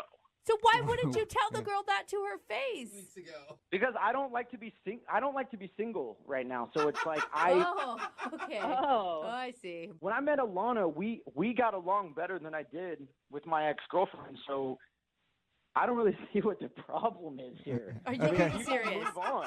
You keep saying your ex-girlfriend, but she was your girlfriend still when you went out with me. Yeah, technically, when we went on our date, she was, but a few hours later, she wasn't. Oh my gosh, Shane! He's got a point. No, that's no point. That's low, man. You're a dog. So if I would have broken up with her at 3 and we went on our date at 4, that would have been fine. But if we went on a date around 4 and I broke up with her at 10, then I'm a dog. No, Shane. You all shouldn't bad be. timing. You don't have a Tinder account when you're in a relationship. That's where the dog part starts. Thank you. You do what you do if you're in a relationship that's already over and hanging by a thread. It's not over, man. Just end it then. Yes. And then you broke up with her on Facebook? That's low. I needed someone to help me move on. So when I met you, Alana, I thought, oh, this girl could help me. Like, okay, that sounds way worse. You could help me get over my current girlfriend. Yes. I mean, Shane, seriously, you have issues, dude. How do I know that you wouldn't do that to me later? Like, I don't know, in a week and a half when you're still on Tinder. The main thing is, Alana, we got along. Our dogs got along. I think that we can give this a second chance. I do too, Shane. Yeah, you know, I'm on your side here. Alana, would you like to go out with Shane again on a second date? This time, he is extremely single. Yeah. And we will pay for it. Are you sure that he's single? I haven't checked his Facebook profile today. Good point. Shane, are you completely single now? I'm completely single. Okay, yeah. I trust Shane's every word. So, Alana, yes, Shane is completely single. We will pay for the date. You know what? You can pay for me to go on a date with myself for putting me through this. I think that's a no. See, that's not cool to me because I explained to you how it worked, what happened. I was completely honest. Except about the fact that you had a girlfriend. I don't think so. Yeah, he was honest when he got called out, Alana. What's the problem? Expectations dating now are insane, and it's kind of hard for guys to keep up. Shane, I feel you. I feel you. It is difficult for dudes. Like, expectations are, like, everybody wants you to not have a girlfriend when you're trying to sleep with someone else. And it's such a pain. Exactly. Yeah. I don't know. What women want is just unattainable. Oh, so confusing. So- All right. Well, you two can feel each other all the way home. I'm good. So we might need to do that, Shane. So Look, I got my dog, and my dog is literally the best wingman out there, so I'm good. Oh, you're good. Okay, you and your dog. Hey, Shane, I have an idea. Why don't you ask your dog to teach you how to lick yourself? Because at this rate, you are going to be single for a very long time. Whatever. Good luck finding the perfect man that doesn't exist. Yeah. Yeah, that man Good is luck, single. Alana, finding a dude that doesn't have a girlfriend that's going to go on a date with you. That's ridiculous. Well, Shane. Thank you so much. Yeah. I appreciate that. Shane, I'm sorry you did not get a second date.